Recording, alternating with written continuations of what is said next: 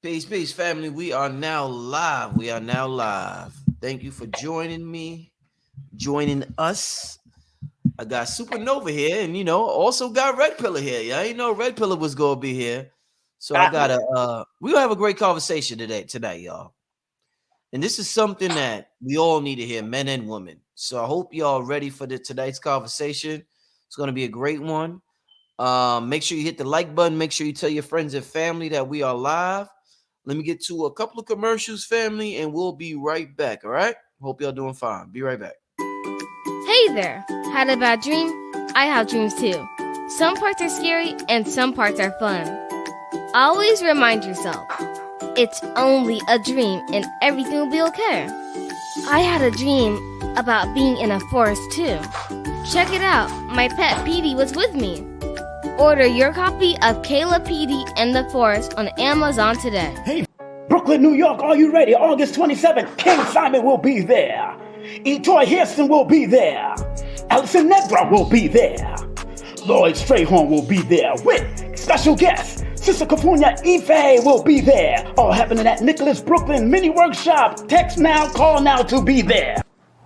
Hey, this is King Simon, the International Numero Veda. Remember, get all my books on Amazon or go to Linktree/King Simon, the Numero Veda. And remember, don't forget to book my sessions at 347-496-1022. Book now.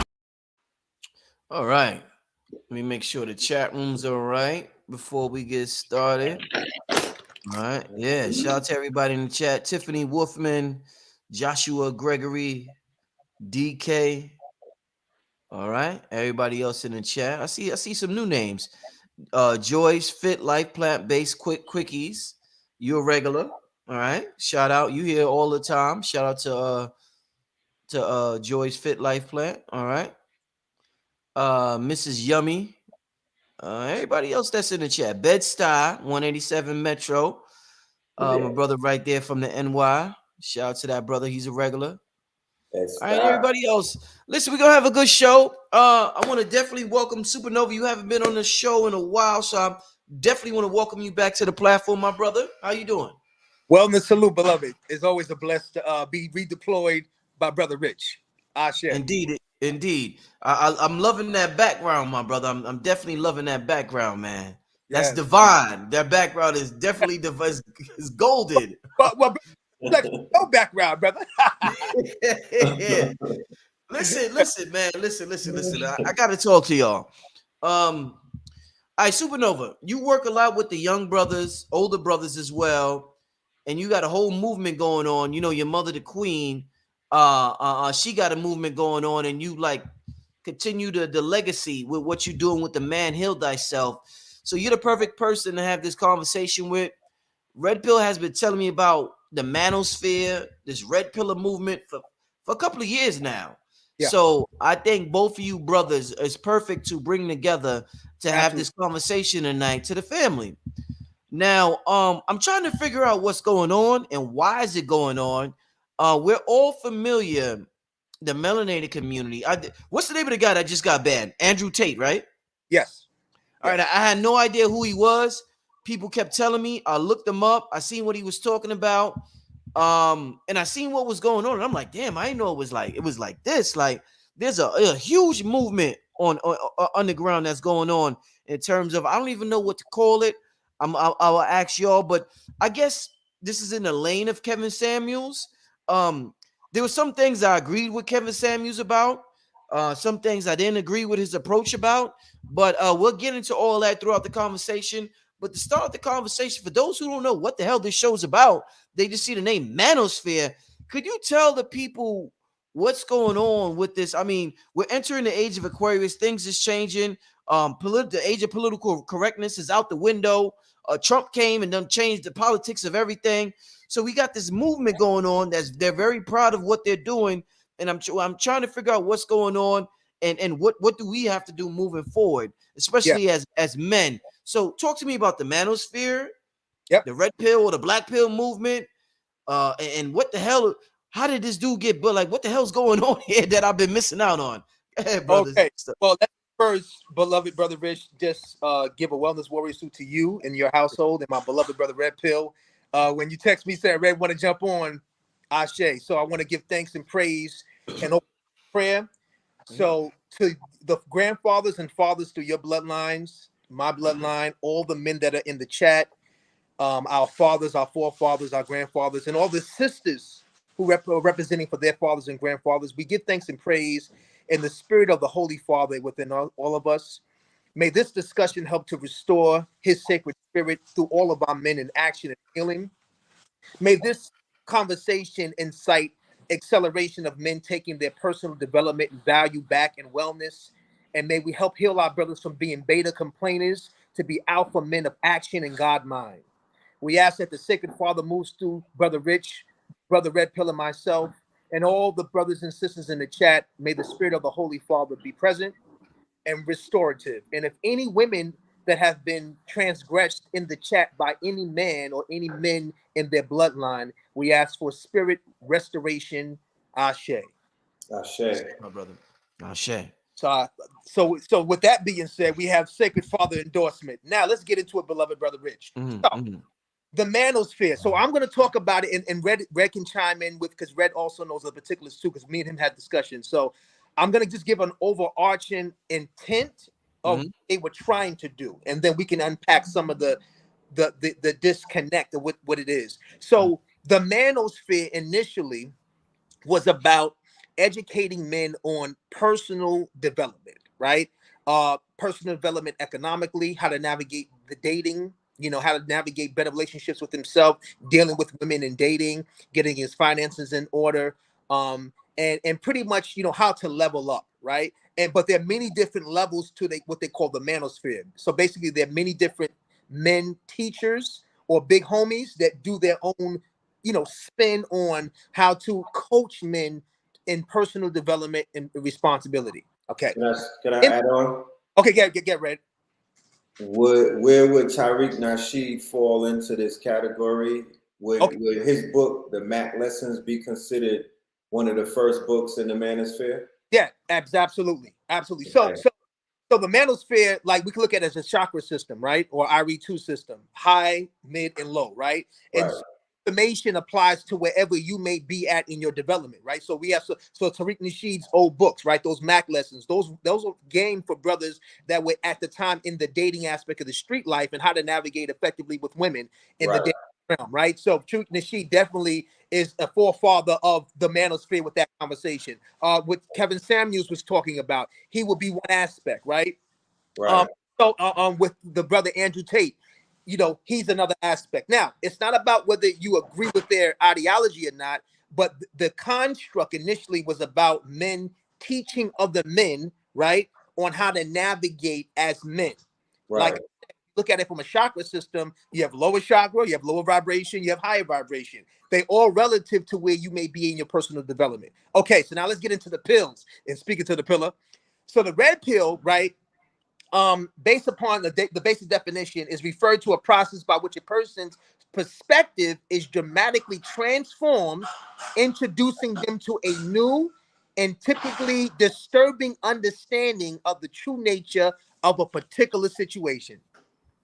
So that was the initial intent of what a red pill meant. It's like, I'm going to wake you up. And the whole thing was, how can we take men from a beta state, like a state with just not really knowing his value, and wake him up? Now, again, I'm not agreeing with all the different master teachers, perspective how to do it, but the intent of the Manosphere with the red pill was like, okay, we got to get men back into, them valuing themselves and stop not being who they truly are. So different teachers would actually coach men depending upon where they may be. So I want to just let the family know, initially, like the forefathers of the Manosphere, red pill, whether they be Caucasian or black brothers, was about just coaching men to be the best versions of themselves. And red pill can give you some more, as we go on, some intel of how he just went to some radicalization, right? Because it's no longer about his original intent. Okay, so the blue pill, right, is pretty much a state where the man is okay with the state that he is in dealing with women, power, and the system. And he's not really trying to buck it. He's just trying to figure out how he can stay in it and continue to flow, right? That's what the blue pill is. So, but the positive attribute of a blue pillar is he has compassion, he has patience, right? So I'm just trying to show you the positive side of it, and I'm gonna let red pill take your heads off. But so in construct, you would want to have men and women. We would want to be awakened to the truth of how things are with ourselves and dealing with others outside of ourselves, so we can best navigate. So in essence, all need to be red pilled, especially men, because it allows us to climatize better, to have better relationships of ourselves, accountability, other men, and how we deal with women. And also with the blue pill aspect, we don't want to be at a beta state, right? Because a beta is just a one that follows, so following along. Right. But the positive aspect of a blue pill is that it's compassion and patience. And a red pillar, true alpha red pillar, because alpha means just leadership, take it away from masculine and feminine. An alpha man or alpha woman means to lead, right? So you would want to have compassion, patience, and understanding with your own self, right? As you go through your awareness, and for others, so you can be an effective leader.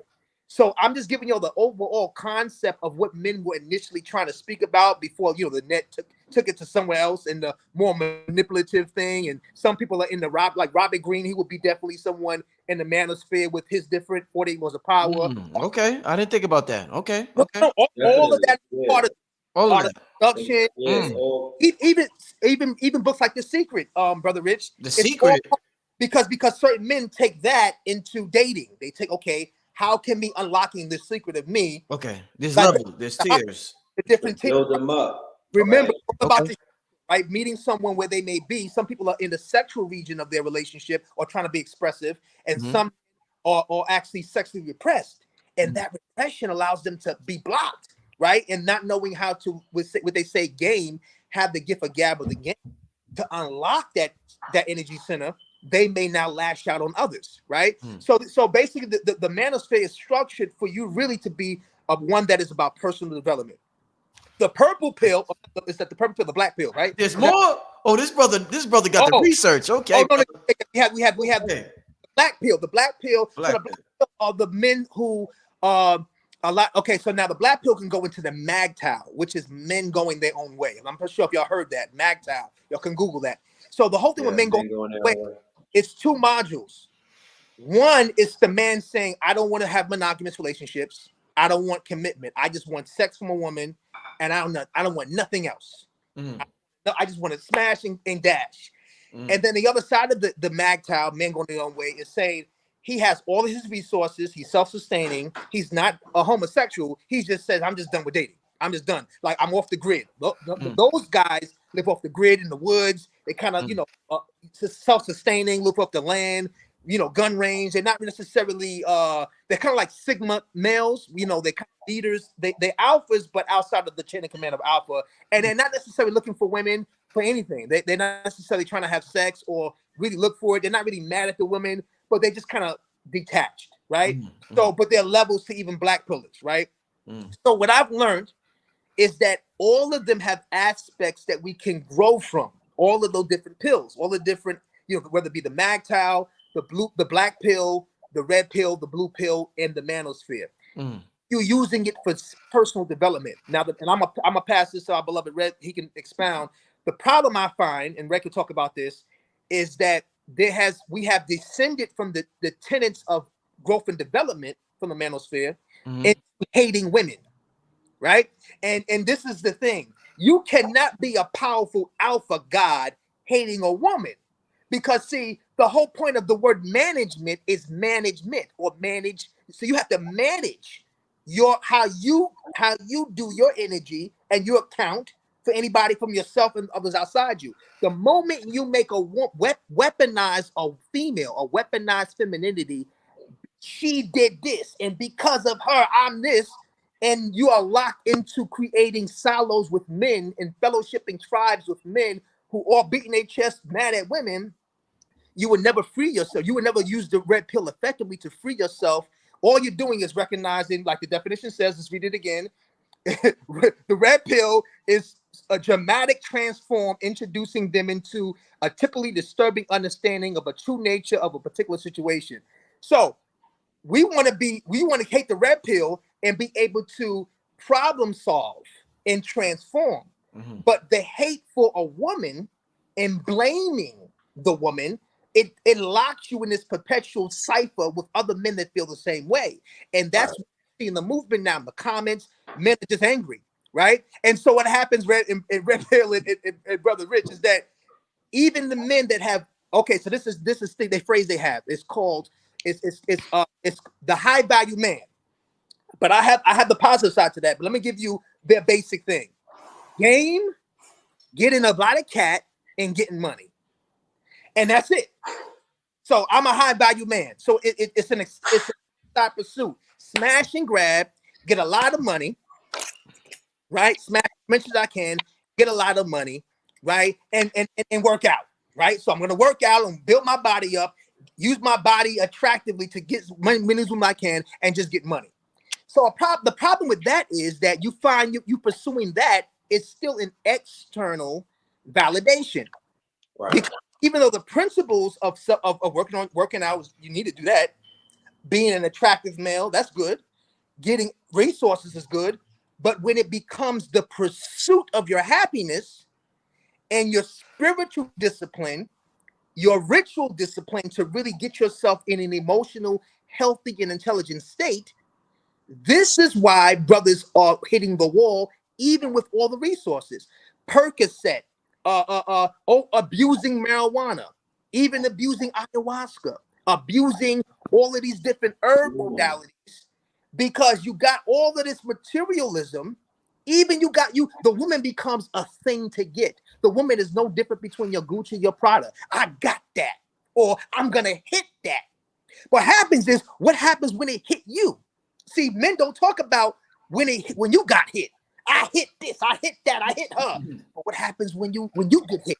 Then you're gonna be on Percocet, on the Percocet. Now you numb now, and you think about, how come I got the money, my body looks good, I smashed all the women. How come I still feel drained? How come I still feel I can't connect? How come I still feel depressed?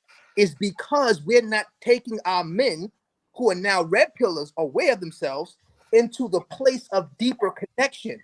It becomes all about pursuit. Dominate the woman, mad about the woman, blaming the woman. So basically you're signaling alpha, but you're becoming a beta complainer.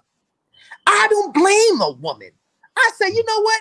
What have I do? It's called self-accountability. Account, ma'at, right? You wanna find out what's happening with your time and energy, your resources. Well, if I've been in the last 5 years attracting the same woman, right? No matter what she looks, her face is different phenotype, but it's the same energy. Then I would have to, as a man, own up to myself. What am I doing to keep signaling in the universe the same type of woman? So a forward man will go, let me tactical pause, change some fundamental things in myself, shift some things around so I can better my attraction. I can evolve my antenna, right? I can tap into the sacred fathers in me and the sacred mother in me and fellowship to attract better. But if I'm blaming, I'm blocking the current. I'm blocking the Manosphere, the magnetic sphere of me leveling up. I'm blocking it because I'm blaming her. Now, does this mean Red and Rich, we're gonna get women off the hook? No, it just says that as a man, I'm gonna take account. I'm gonna shift, and I'm just gonna be better. I'm gonna be flyer than I was last time. I'm gonna be, my chest is gonna be pumped up. I'm gonna be making sure I'm alkaline and drinking my water. I'm taking my herbs. I'm taking my sea moss and my mega greens. I'm making sure I do my prayer work. I'm speaking to my ancestors. And the next time they see me, it's glorious. That's what we want to build on in the Manosphere.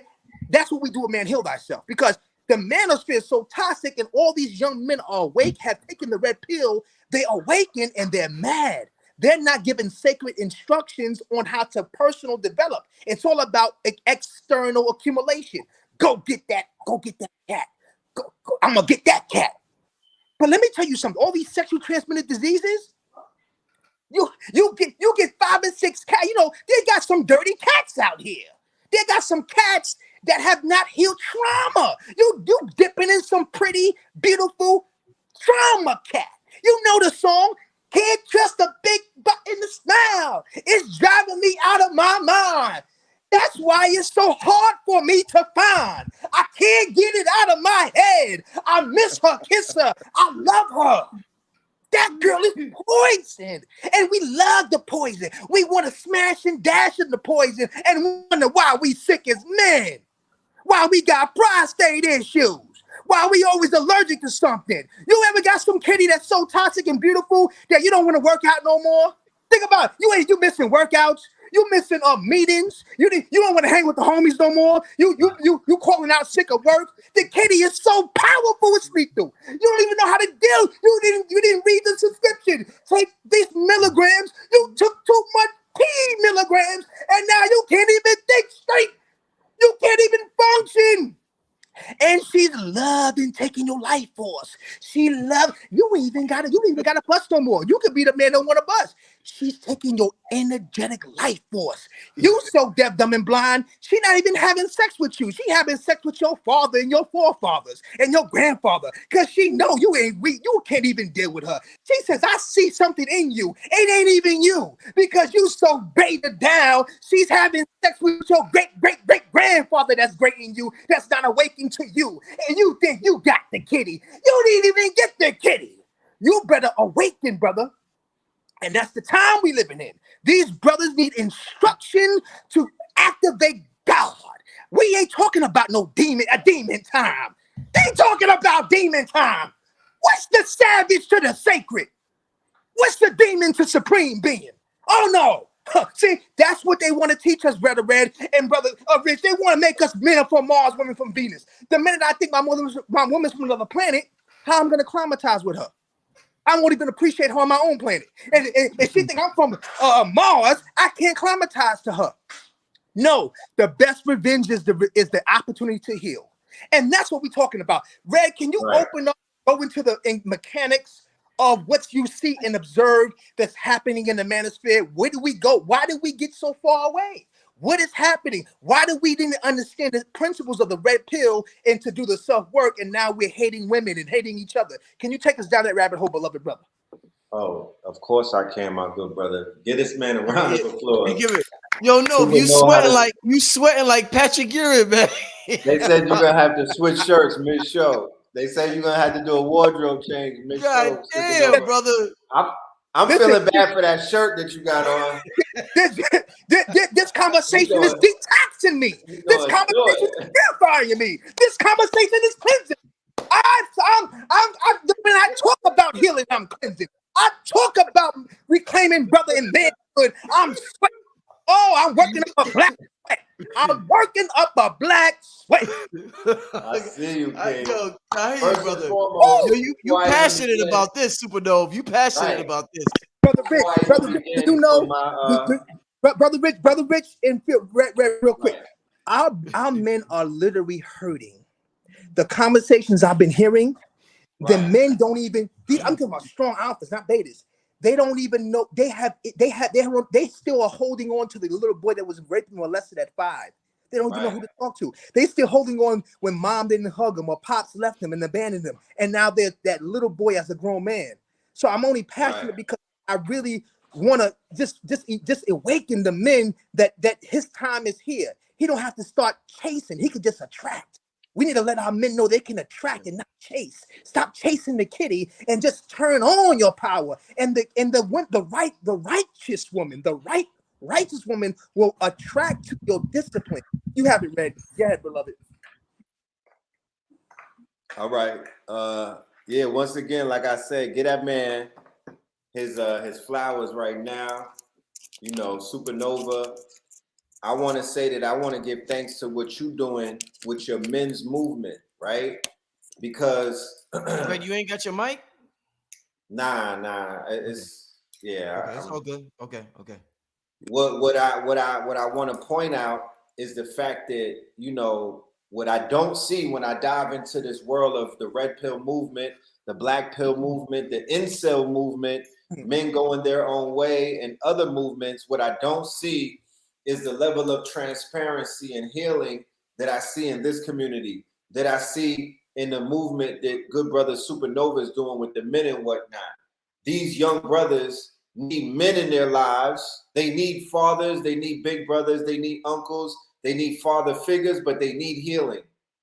These movements, regardless of how they started before, where they're at right now is extremely toxic. What you have is the quote unquote agenda war taking place online, right? Superimposed with also the alt-right or the left and the right going at each other.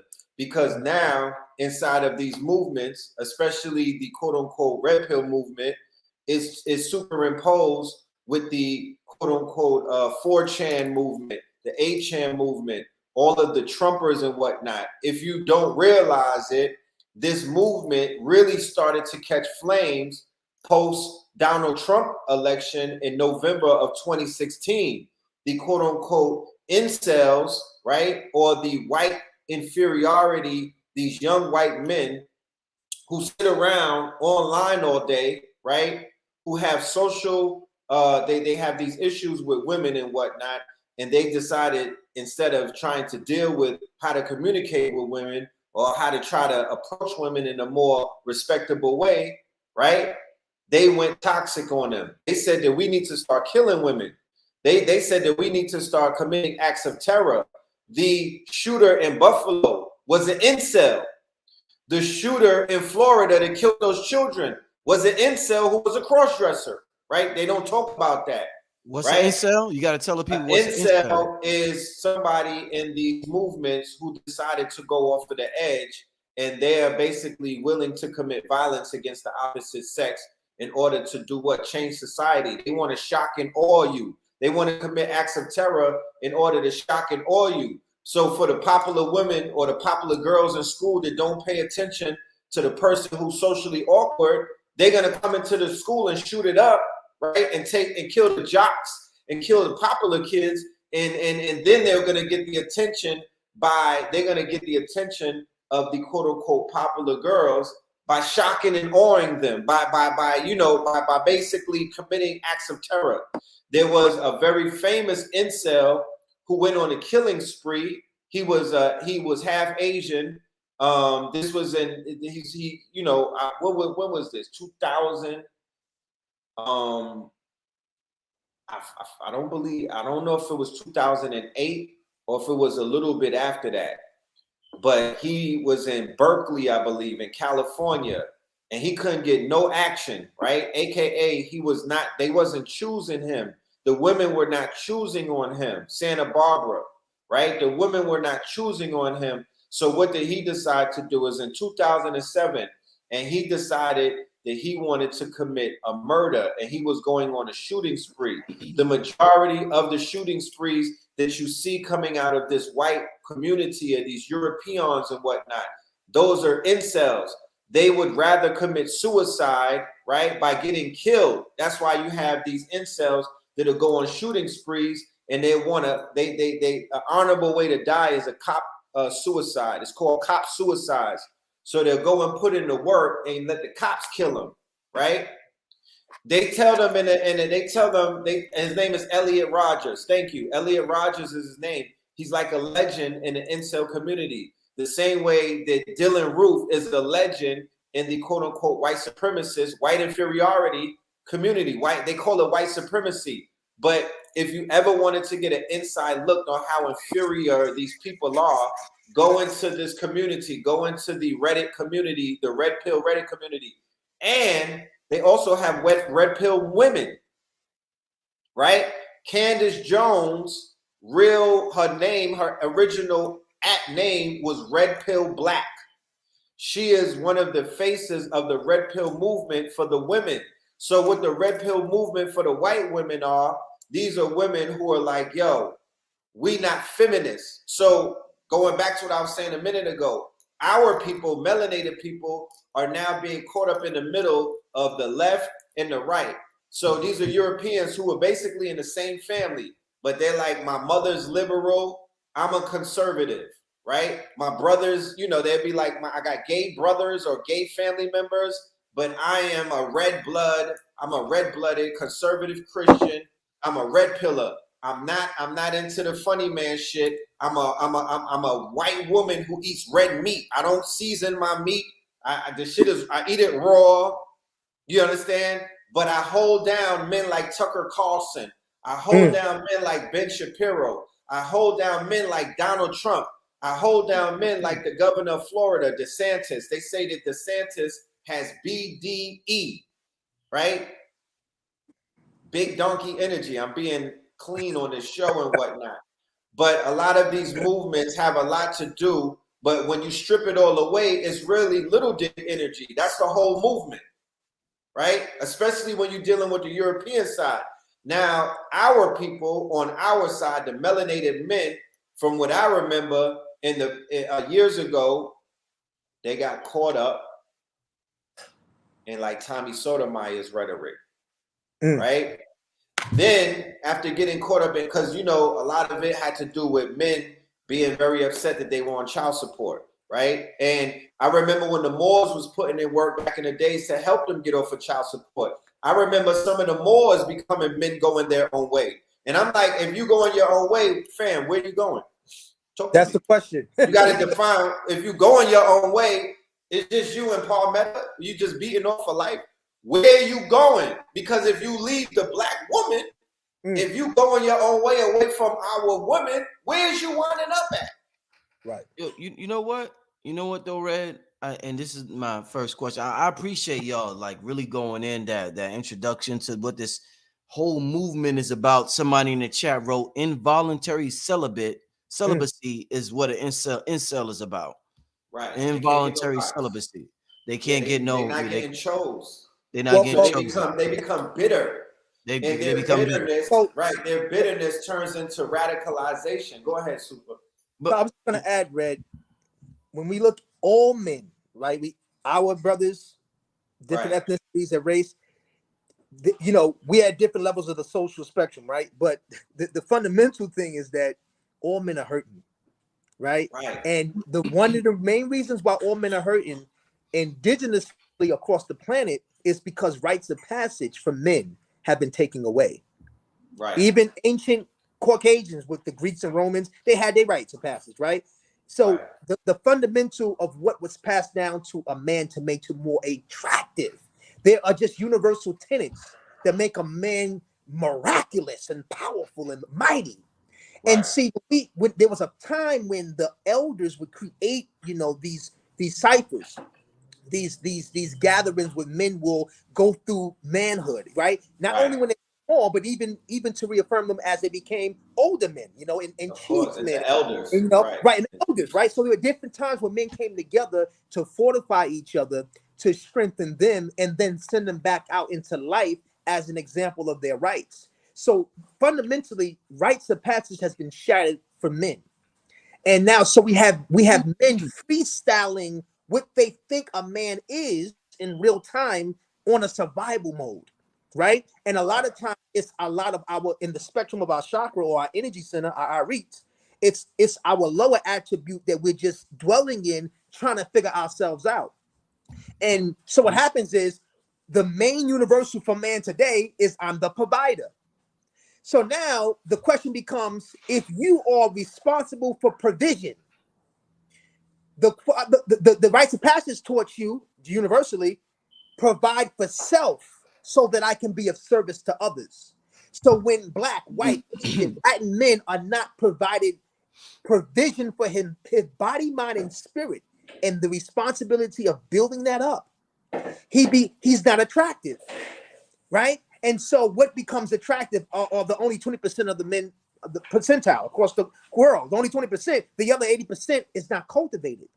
And that creates the incels, that creates not knowing how to use the sexual energy, that creates not knowing how to even dress, like basic grooming. Hold up, Rep. Hold up. I want to touch on this topic and get your opinion on it. And I think from my perspective, obviously, the world we live in is subjective, and there's many things that cause men to be the way they are and women to be the way they are. One of the things I notice, my personal lens from what I can see, and I do a lot of listening, and I've been in a successful relationship for about 17, 18, going on 18 years. And to be a young brother, that's big. I'm not, you know, I'm not in my 40s or nothing like that's big for a young brother. So it's not necessarily, and I can't wait. This is a much needed conversation. So I can't wait to hear your response to this. From what I see, definitely everything y'all saying is 100% facts. But one of the biggest things that we're missing, especially in the conscious community, I feel as though because we're so concentrated on pandering to women that we're completely disregarding men's feelings in terms of what they're going through in society, because we're so fixated on telling the woman how perfect she is. So, and I'm not a nigga that I've been in a relationship for 18 years. You know what I'm saying? I get my, you know, I'm successful at that. You know, the brothers.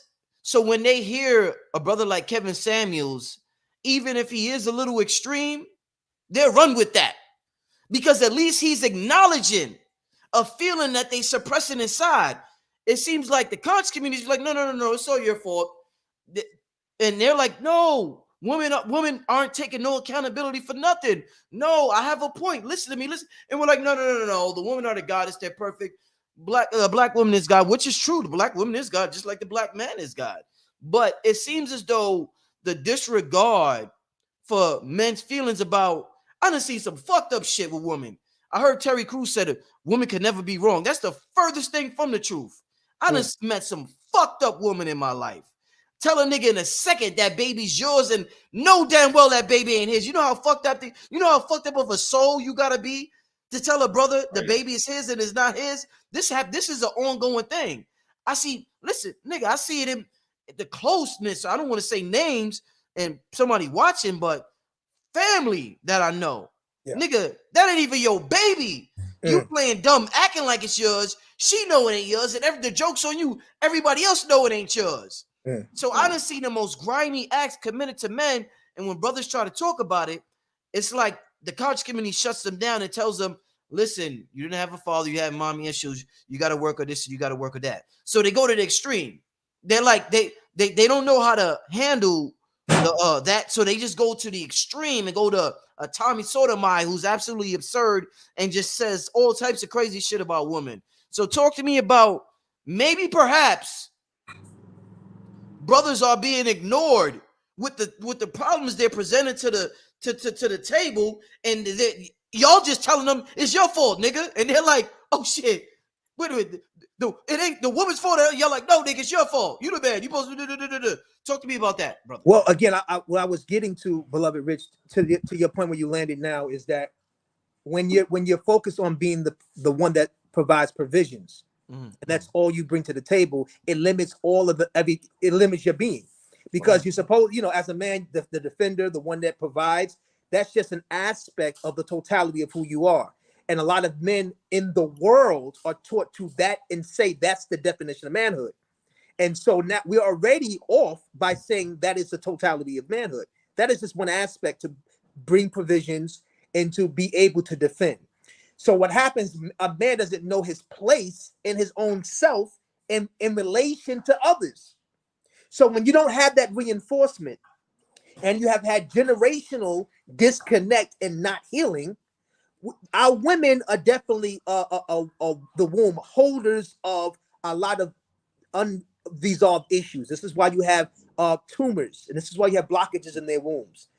But our men are also holding the trauma, and that's what I was talking about, is that at this point, I don't think our women as a whole, disrespecting to all the women out there, because one thing I wanted to say, women have provided leadership with self-care. When you think about self-care, Black women, Latin women, white women, they're going to go to the rituals, they're going to go to the retreats, they're the first ones at a spiritual scene. So women lead that signal, and I say I'm inspired as a man to encourage brothers. But what I've noticed, Brother Rich, at the end of the day, steel sharpens steel. Only men can fellowship and get men squared away.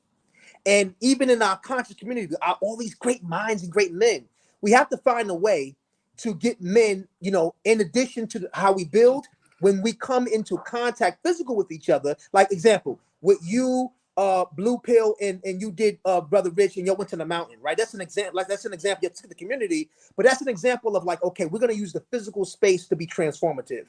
When men know they can be part of physical transformative spaces, they tend to be much more vulnerable and open up to who they It's a good point. Great point. and men just need a stage to be their authentic self. And a lot of times their women are not, unfortunately, be able to facilitate who he truly is because he's not comfortable and trusting to really show that because he doesn't want to be perceived as being weak or not his really true self. So that's some of my takes on that. I think we need to create better spaces for men to be able to express that with each other and hold each other accountable, pour into each other, and then redeploy as servicemen outside of their relationships. Red, I pass it to you, beloved. Right. Like I would say if anybody tapped into this community in the last 15 or 20 years, the teacher, it's all on the student's shoulders, bro. Like if you didn't come into this shit to get you as a man, and you didn't have a father, and you didn't have a big brother, and you didn't have examples of what it is to be as an exemplary man in society, even if you didn't get the rites of passage from the hood, you would get that. What school of knowledge did you sign up to? Because last time I checked, if you go to the MSTA, they're teaching you how to stand the fuck up. If you sign up to the FOI and the NOI, they're teaching boys how to be men.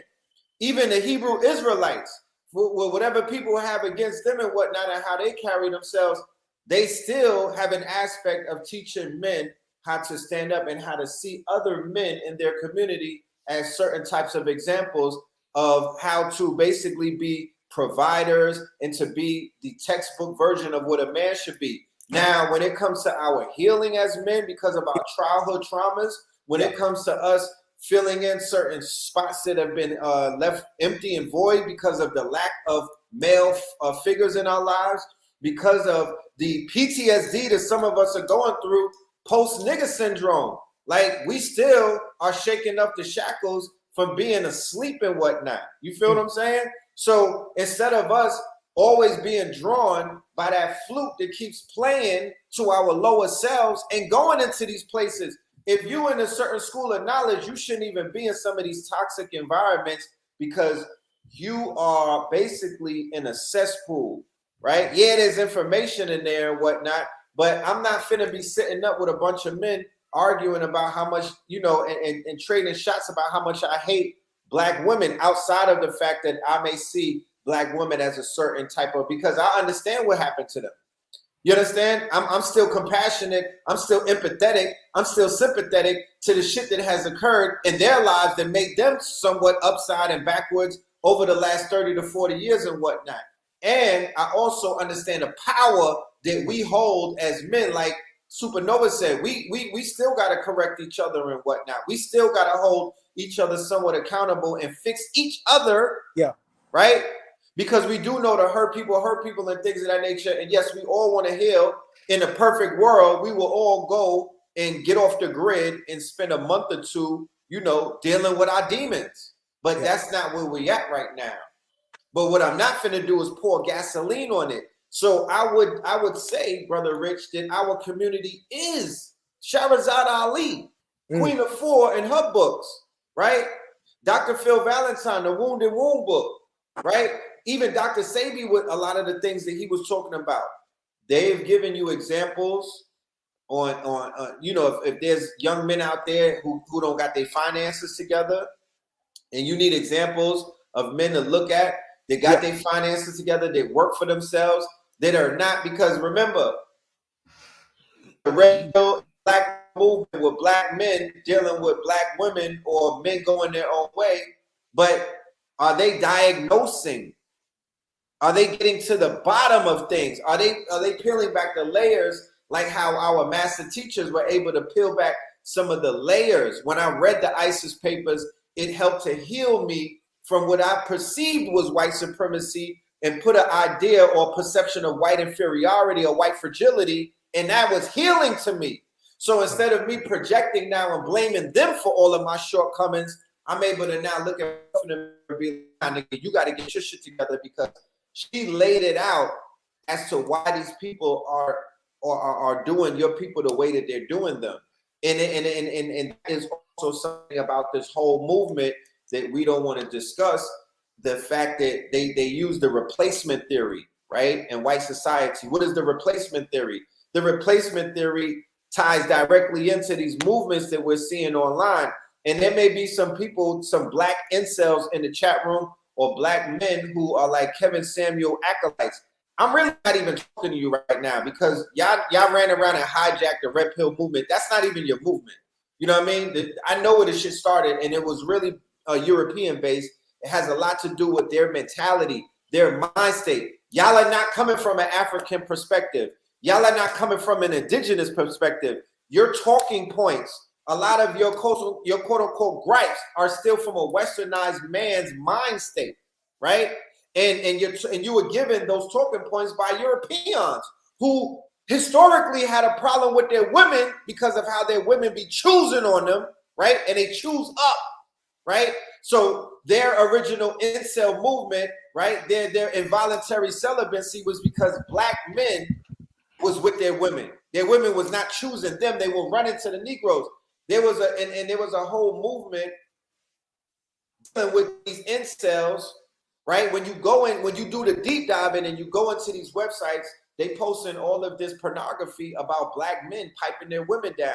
And then they're putting up all of these danger signs like, yo, we have to do everything in our power to stop this. And because they can't stop black men from being who they are, what do they wind up doing? They say, let's kill our women. That's where that's where that whole thing about them wanting to commit violence against the women who they adore these women. They want these women, but they secretly hate them because these women have shown them, right, that it's called lookisms. They deal with lookisms. The fact that genetically we're more superior than them. The fact that we are what they call tall, dark, and handsome. What you think tall, dark, and handsome is, right? That's the black man. That was the identity of the Moor that they were using back in the days. So it's the same mentality that they were dealing with in medieval Europe. It's the same mentality that they were dealing with when they came over here in the Americas. And it's the same mentality that they're dealing with right now. It's the fear of a black planet, the fear of genetic annihilation, and the aspect that they can't deal with the fact that they realize that there's beings on this planet that can replace them, right, with their genetic. Remember, Black Life Matter. That will be our semen, right? That's the problem. That's Red, can I add, Red, before we transition back to Brother Rich, let me share with you all some tenets from my book, Man Heal Thyself, The Wellness Warrior's Journey to Self-Mastery. Yes, sir. On Amazon. It's about self-mastery, right? We want to teach our men to be accountable, to be accountants of oneself, body, mind, and spirit. So let's talk about the 30 attributes of a high-value man, all right? Now, if you're a woman watching this, these principles apply to you too, but we're addressing the men because we want to empower our men, and we want our men to know that you are appreciated. Your beauty is internal and external. We want our brothers to know that we support you. You matter, brother. You are powerful men. You are mighty. And if nobody told you today, myself, Brother Rich, and Brother Red, saying we appreciate you, man, for who you are and who you can become. With that being said, these 30 traits of a high value man. 1, he is confident. He is humble. He takes care of himself. He has healthy boundaries. He is independent. He values honesty and transparency. He is intelligent. He cultivates his mind. You can depend on him. He treats women with respect. He has a strong purpose in his life. He has integrity. He is a good communicator. He is a leader, an alpha. He is constantly working to improve and better himself. He wants to help and serve others. He is a man of his sacred word. He means what he says, and he says what he means.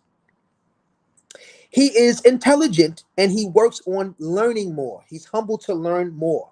He has a great sense of humor. He knows when to not take things personal and when to laugh and enjoy himself. He's not rigid. He welcomes joy. He is not dependent on you to make him happy. He is sovereign in his own happiness. He knows where to go to his happy place. And he uses his relationships with others to complement what he knows his happiness is. He loves his family. He loves his community. He loves his tribe. He is genuine when he's blessed with life. When he's abundant, each one teaches one and each reaches one. He shares in resources. He helps inspire others to get resources. He is of service to others. He is loyal. He works hard. He's a hard worker on himself, body, mind, and spirit. He isn't messy. He grooms himself. He keeps his environments in integrity. He is ambitious. He goes and gets it. And he is not a pushover. You can't play him. These are the 30 attributes of a high value man. Okay, so you can this is by my mother and myself, Queen of Four. We wrote this as a holistic tool to support men on their journey, no matter where they may be at. So I'm not judging you, brothers. If you're on this level of the energy, if you're here, you're there. Even if you already been on your lifelong journey, we just want to fortify you and charge you where you are. And even if you've been on your journey, we want to continue to pour into you and to strengthen you, so you have even much more fuel to be your highest and wisest self. Brothers, we don't want you to be beta complainers. What I mean by that is, you can acknowledge when someone has hurt you or caused a transgression, but I want you to be the owner. Oh, if the word is called ownership, everybody type that, ownership. I own my ship, my movement, meaning that no matter what someone did to me, I'm going to be the sovereign owner of my body, mind, and spirit.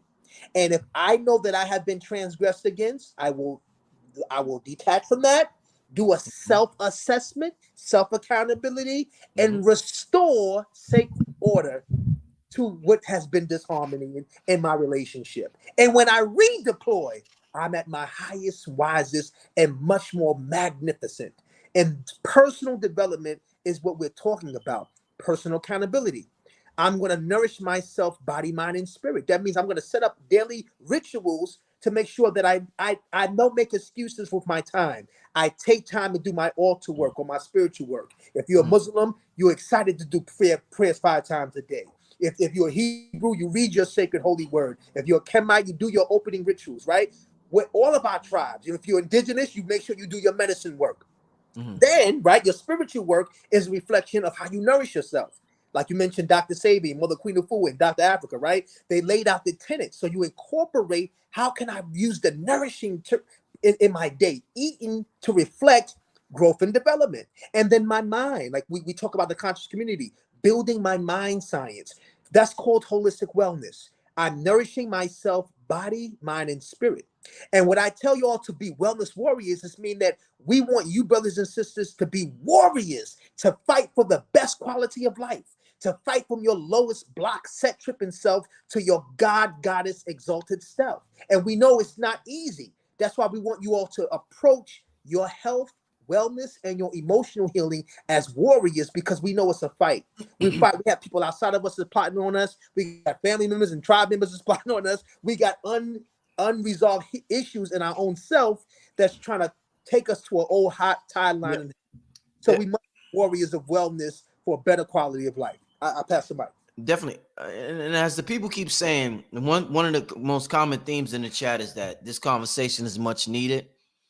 And it's gonna trigger some people. Some people are gonna get mad. I already seen people in the comments get mad or upset about questions asked or things said.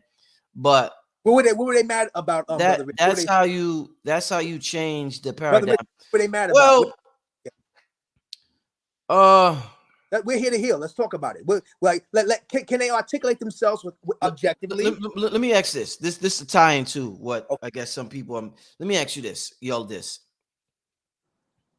Why do you think, if we're the champions of the Black woman is God in the conscious community, the so-called, because it's not a real community, it's not like we have members or anything like that, but it's just a name given to a group of people who chose to, research and be conscious of who they are or whatever. So take that into consideration. Yeah, huh? What'd you say, Brad? Can I add? Go ahead. I just want to add on. When you Go ahead. As soon as I ask a question, just add on. Yes.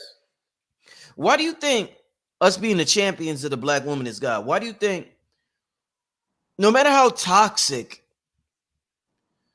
we may say a brother polite is, or no matter how much fucked up shit he did, the allegations, I don't know what's true, what's not true. I never heard somebody in the conscious community talk about their woman. And I know he's into polygamy, so people will be like, he's cheating. But I never heard nobody talk, the way he talked about Amunet, I never heard a brother in the conscious community talk about his queen like that. In fact, majority of the brothers in the community don't even have queens. So the champions of the Black woman is God has not succeeded at getting a queen. And you can't be a king without a queen. So why is it that the brothers that are the champions of the Black woman is God seem to have problems getting they Black woman that's a God? You know why? And I'll pass this to Red. Because they have not been champions of themselves. They have been leaving themselves out of the acknowledgement.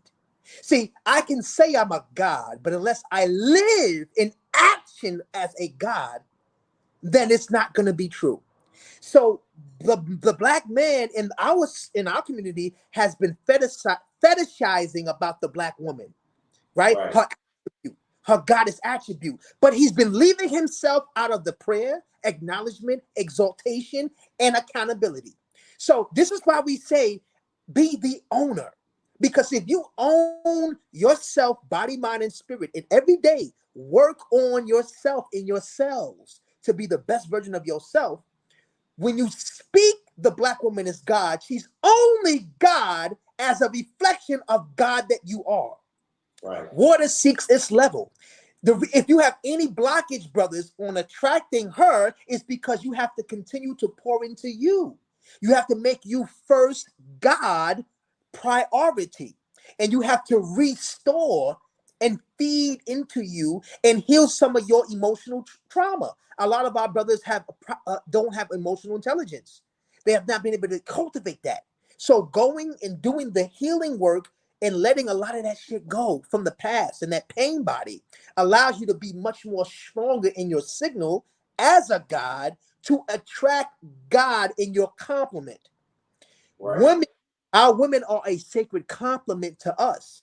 So do not leave yourself out of sacredness, brothers. Do not leave yourself out of beauty. You're running and trying to chase and find beauty.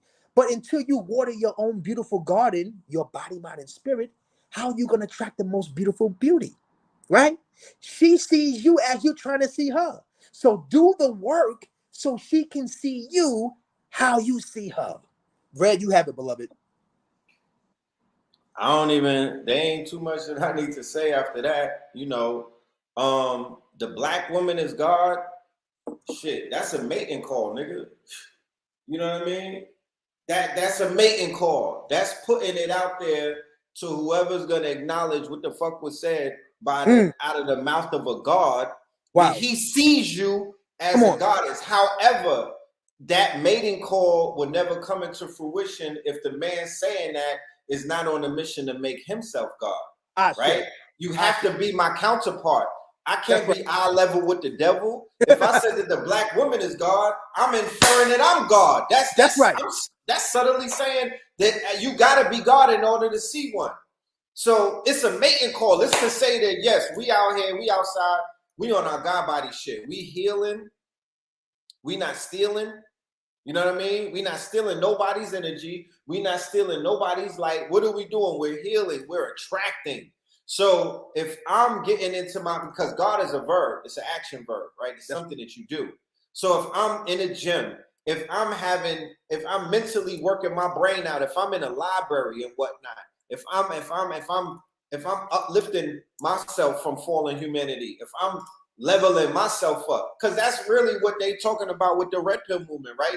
Kevin Samuels was an image consultant. That's how he started out. He was telling you niggas what glasses to wear and what cologne to wear, right? Big homie shit, big brother shit, big daddy shit the niggas' father's supposed to do, right? So he switched from being an image consultant because the Red Pill movement, once men wake up to the fact that, yeah, this is what the world is about and this is what's going on, now we're going to work on your image. Now we're going to work on how women perceive you. Now we're going to work on things like that, right? what the conscious community does, how they add on is not only do they help you with the external, but they're gonna help you with the internal. It's called man, know thyself, and that's what you niggas don't know. It's yourself, and that's what this community. If you wasn't in this community grabbing nuts and whatnot and playing, sitting on and giving these teachers lap dances, you would have been working on yourself. You would have came into this shit and picked up any of the tools that help to deal with edifying who the fuck you are and raising you up to a certain level, so these sisters could get on you. They could be on you, my nigga. They'd be on you. They would be attracted to you like honey, like a bee is attracted to honey, because they're going to see the light shining from you. They're going to see the light emanating from you. They're going to see you in your purpose and whatnot. And they make the decision to say, do I want to join this brother on his journey? Do I want to be of assistance? Do I want to stand right next to this God and be the divine goddess that I am? And we could be a brand together. We could turn this shit into a brand. We could turn this into a business. We could turn this into something that we could pass down to our multiple seeds and whatnot. And if another sister sees it and she's like, I want to join, I want to be a part of that movement. I want to be I see a polymath, so I want to be polygamous with a polyglot. You know what I mean? They'll make that decision. And if that's something that all parties agree to, then you'll have yourself a situation where the brother has a great cast of supporting beautiful goddesses, and he could provide them with the beautiful experiences that they're seeking in life, with the protection that they seek, with the security that they seek, with somebody who could basically be somebody that they could fall in love with and feel comfortable and safe with and procreate and do all of the things that we've been doing, because this is not a new conversation.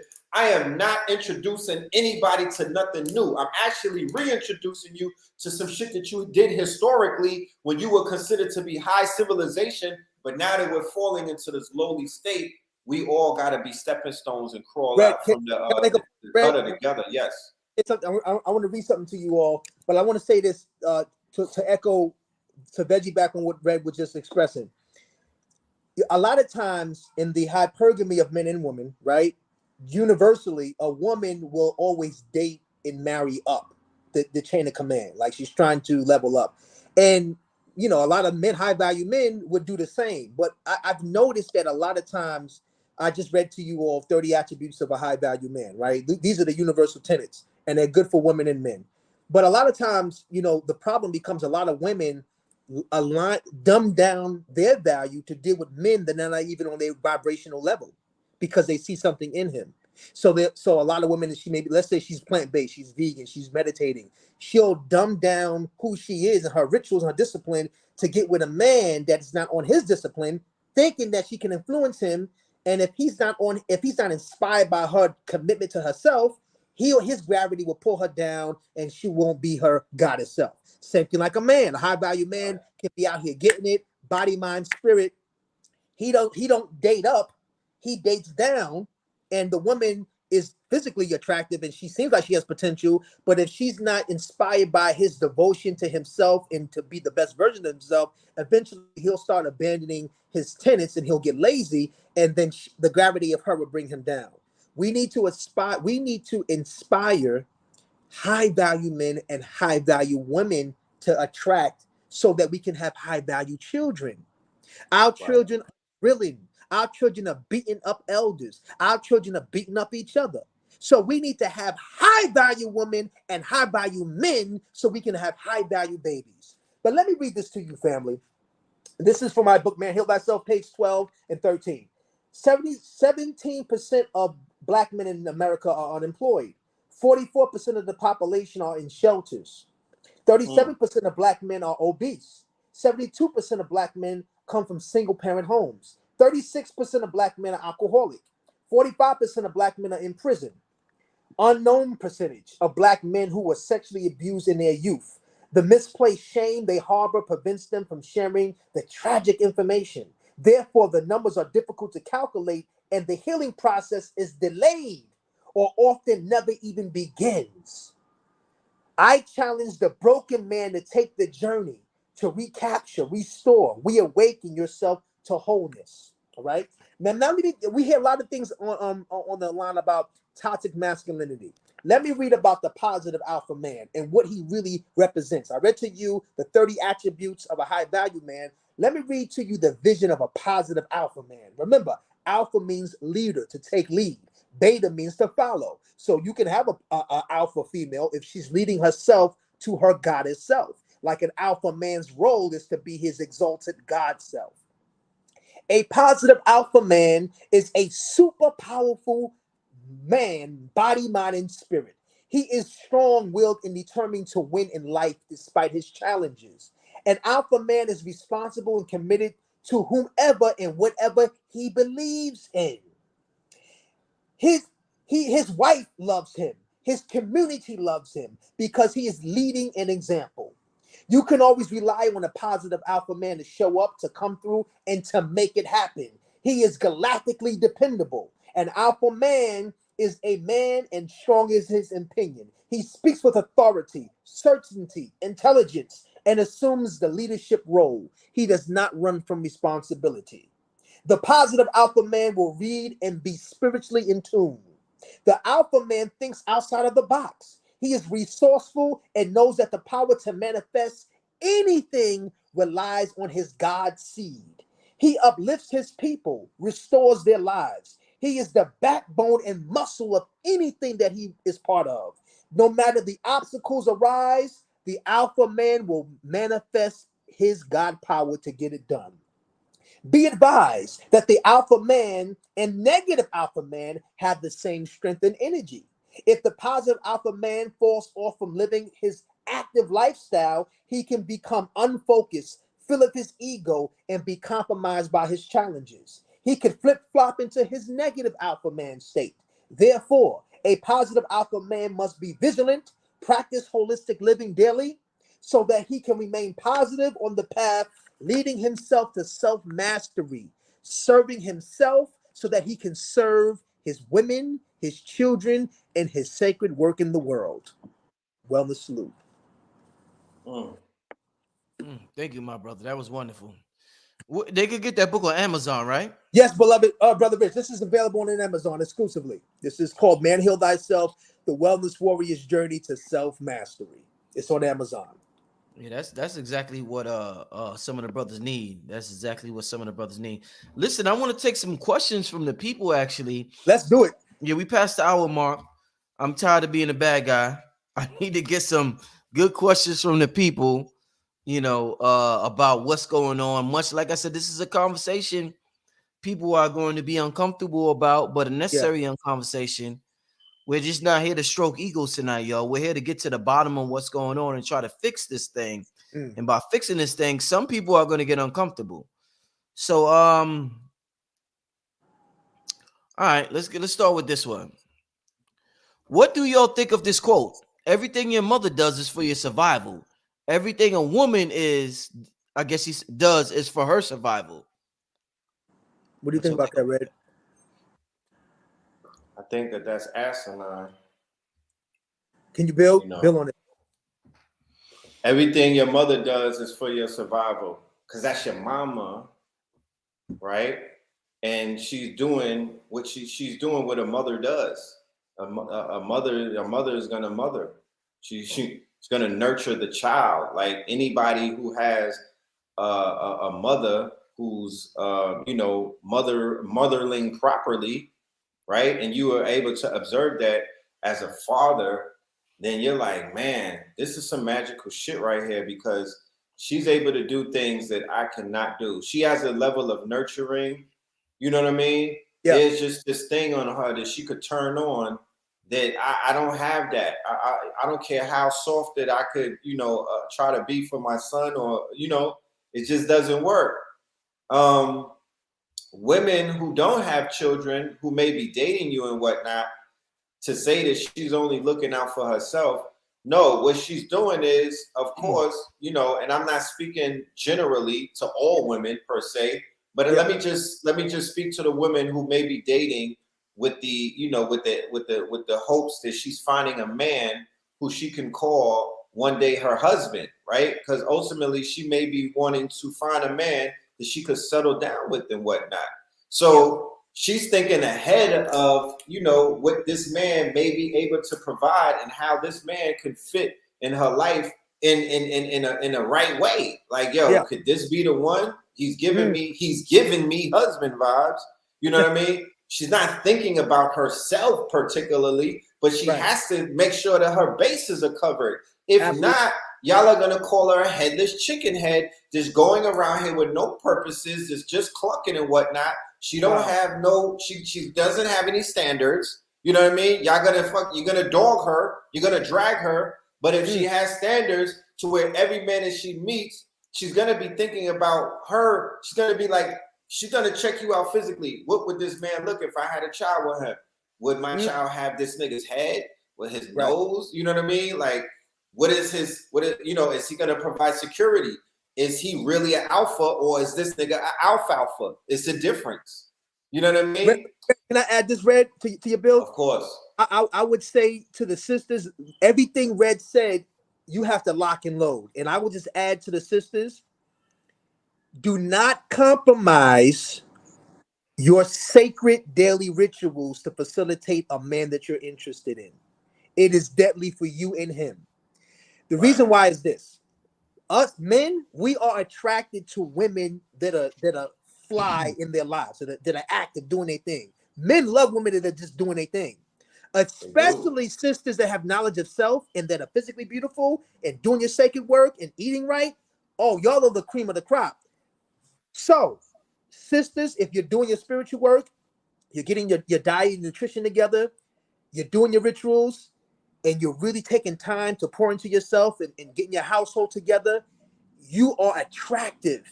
Do not compromise your discipline for courtship.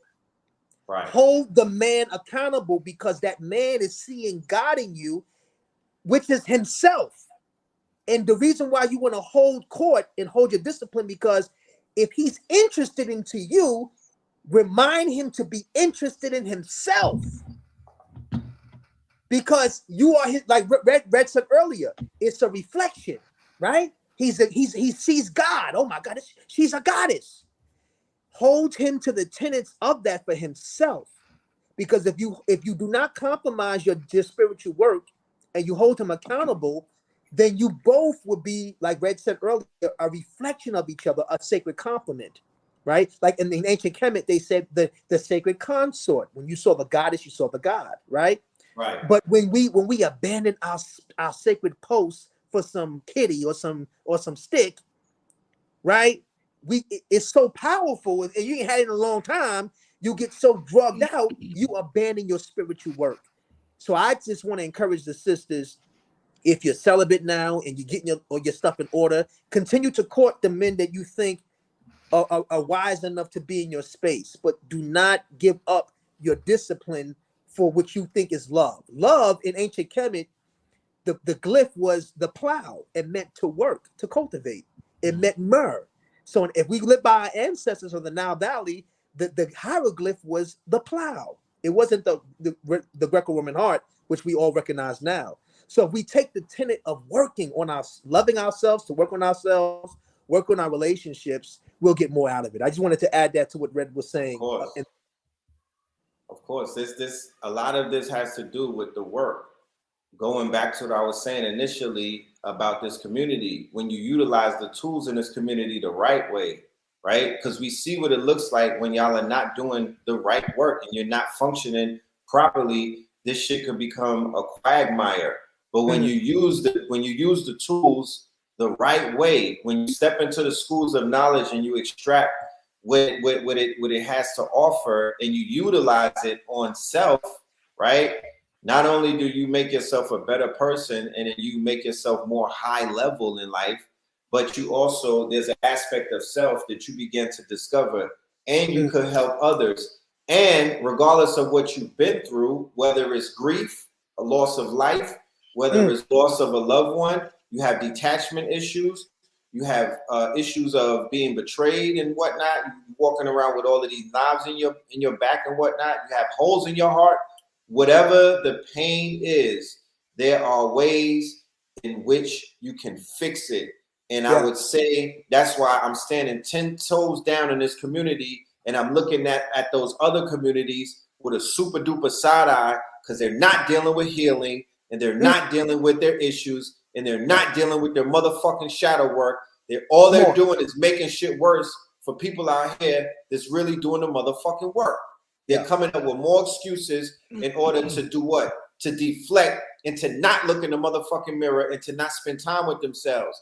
So it's this peanut gallery of a bunch of people with little dick energy. You know what I'm talking about? Sitting around, complaining, pointing fingers, coming up with all of these new lexicons and these bromance terms and whatnot.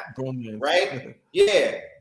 You know what I mean? This shit reminds me of where Alfalfa and Spanky and them used to be in the Little Rascals, with the little club that they had, right? And once again, I wanted to preface that I'm not taking shots at our brothers and our sisters that are part of these movements that are on their path of enlightenment, right? Because you're really just on the path. You'll get off of that exit one day. Right. You're just discovering who the fuck you are. You still, you took a detour. It's all good. You walking on a cobblestone road and you're searching for yourself. One day you'll eventually find him or her, right? But in the meantime, between time, I'm here to let you know that when you work on yourselves, you'll begin to grow and see the idiocracy in some of these movements. And remember, it's the mentality. It's the thought. I was going to mention that to Rich earlier. We are in a situation where ideas and concepts run the fucking world. Narratives is what runs the world. And popular culture and in all of these different quote unquote online communities, they all have a certain mind state. They all are being red pilled with different ideas and concepts and beliefs and shit like that. And because they don't have any knowledge of who the fuck they are, and they're basically, they're not standing on strong foundation, they are able to become radicalized. They could tell them niggas anything.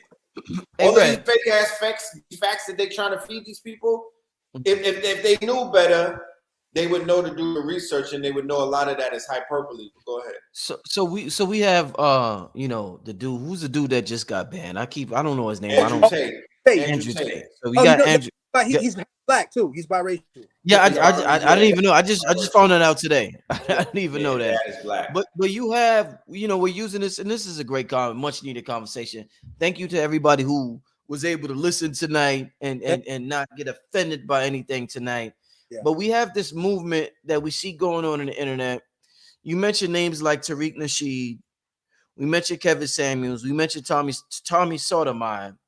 We mentioned groups like the loosely termed conscious community.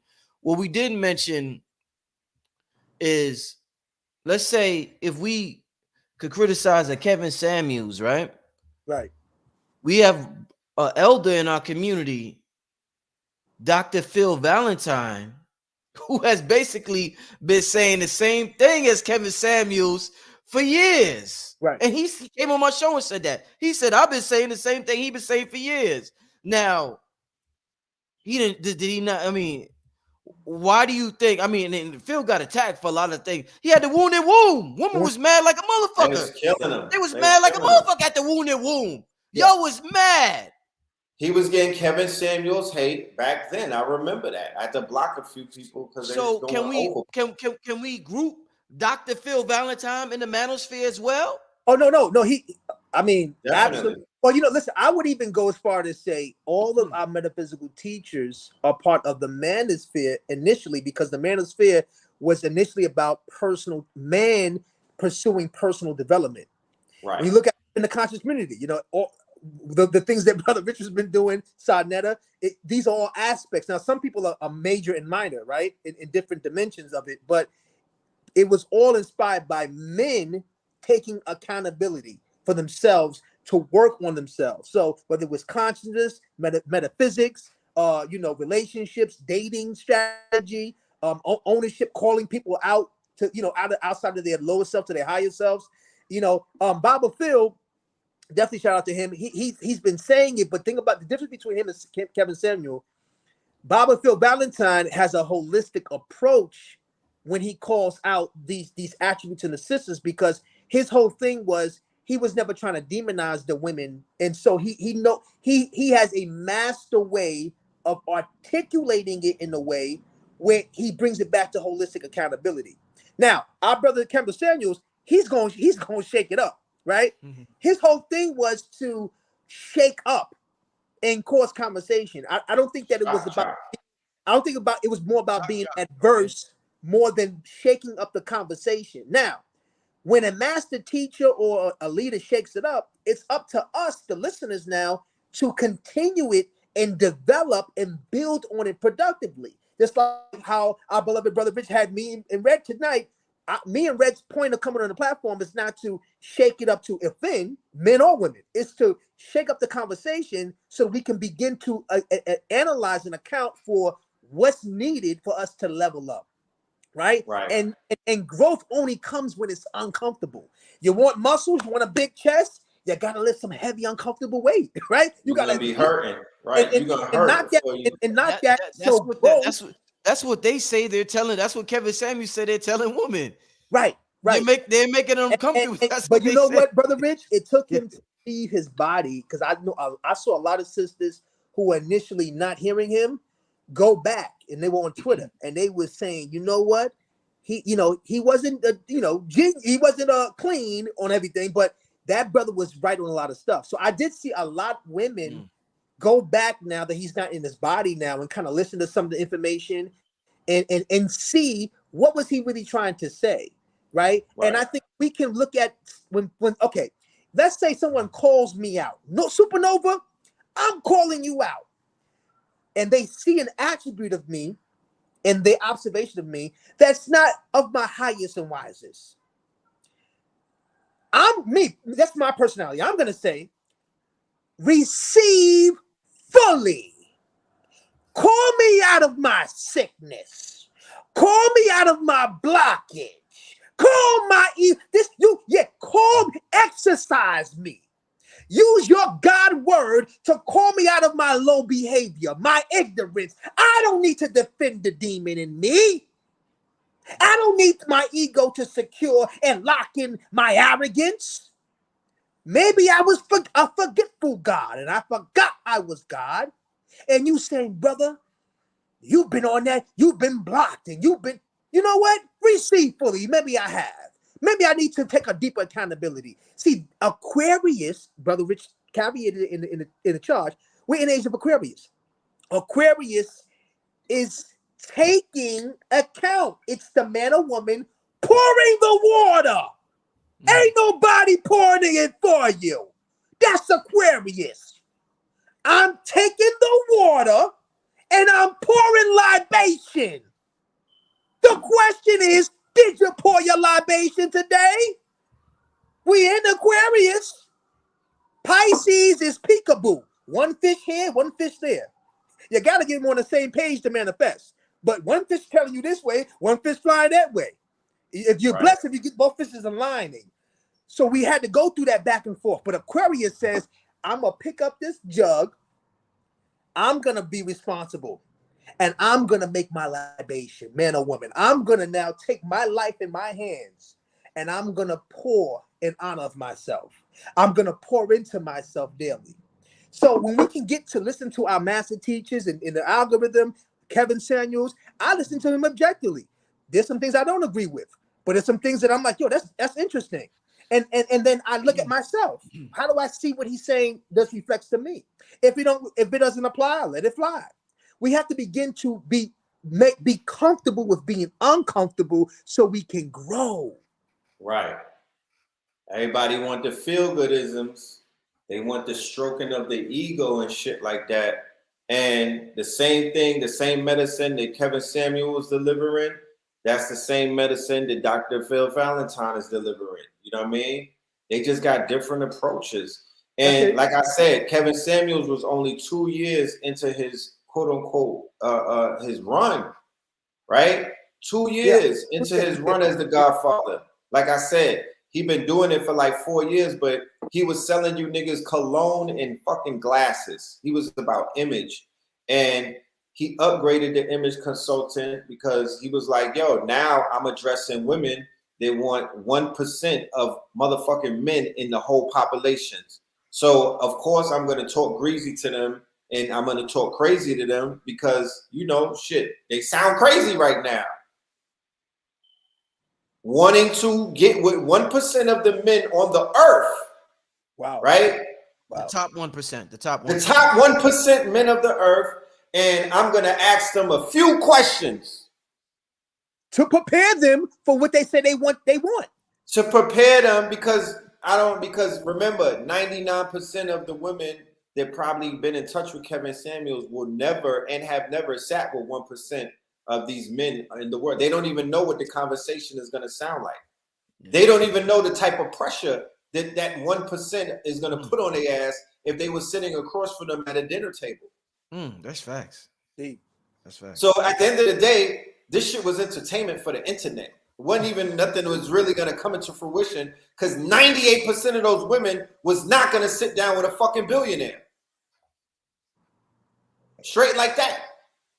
So what I wanted to see. Hold on. I'm sorry. Go ahead. Ask the question. I did real quick, Ren. I don't mean to interrupt you. The top 1%, is that you make over 100,000, 500,000? Nah. What exactly is the top 1%? I think he was. It ain't billionaires necessarily tax bracket. Are we talking tax brackets? Tax brackets. What is 1%? Is that I think it was like what? Is that 450 or $250,000? I think it was $250,000. That might be. I'm right. not sure. Yeah, that might be. However, when these women were asked, what is the tax bracket that you are talking about? What are you envisioning? Right? What is your husband going to be as an earner? What's his numbers? They was like 600, 750. He needs to have $1 million and over. Right? So that's a niche that Kevin Samuels was giving the whole world when he was interviewing, right? Women, right? Because remember, these are the same women that are watching Housewives, right? These are the same women that will call up Andy Cohen. These are the same women that, you know, they'll talk to whoever wants to have the conversation about relationships. So It wasn't like he was different than what's out there, right? He was just giving them a perspective that was deemed to be very controversial, and it went viral. It went viral because there's the Manosphere, and there's this huge community that nobody really even knew about. It's an underground community, and the numbers is crazy and whatnot. So he was able to go viral, fresh and fit. They're able to go viral when they go live and get 12,000 views. There's a white boy. There's a few people out there. Andrew Tate. They all go viral, right? Yeah. But what we're addressing and what we're highlighting, outside of men being critical of other women and not being able to communicate in a way that we was deemed to be like, damn, that's not a healthy communication, fam. Like your pain body is talking right now, right? And niggas is like, oh, they over there in the conscious community simping. No, nigga, we're diagnosing. I see a hurt person hurting another person. Right? I don't give a fuck what y'all want to call it. Y'all call that entertainment and whatnot because you niggas is hurt. Right? So this is your, you know, these are people that are out here. It's a form of violence. The same way that the incels are like, we're going to do physical violence. Y'all want our people to put emotional violence on these sisters. Y'all want to see men berate these women verbally and whatnot. And the vice versa. You sisters are out there with your popcorn. Y'all want to see the Cynthia G's and the other women drag men through the mud and talk crazy about them and their bloodline and say the most foulest things ever to appease your pain body.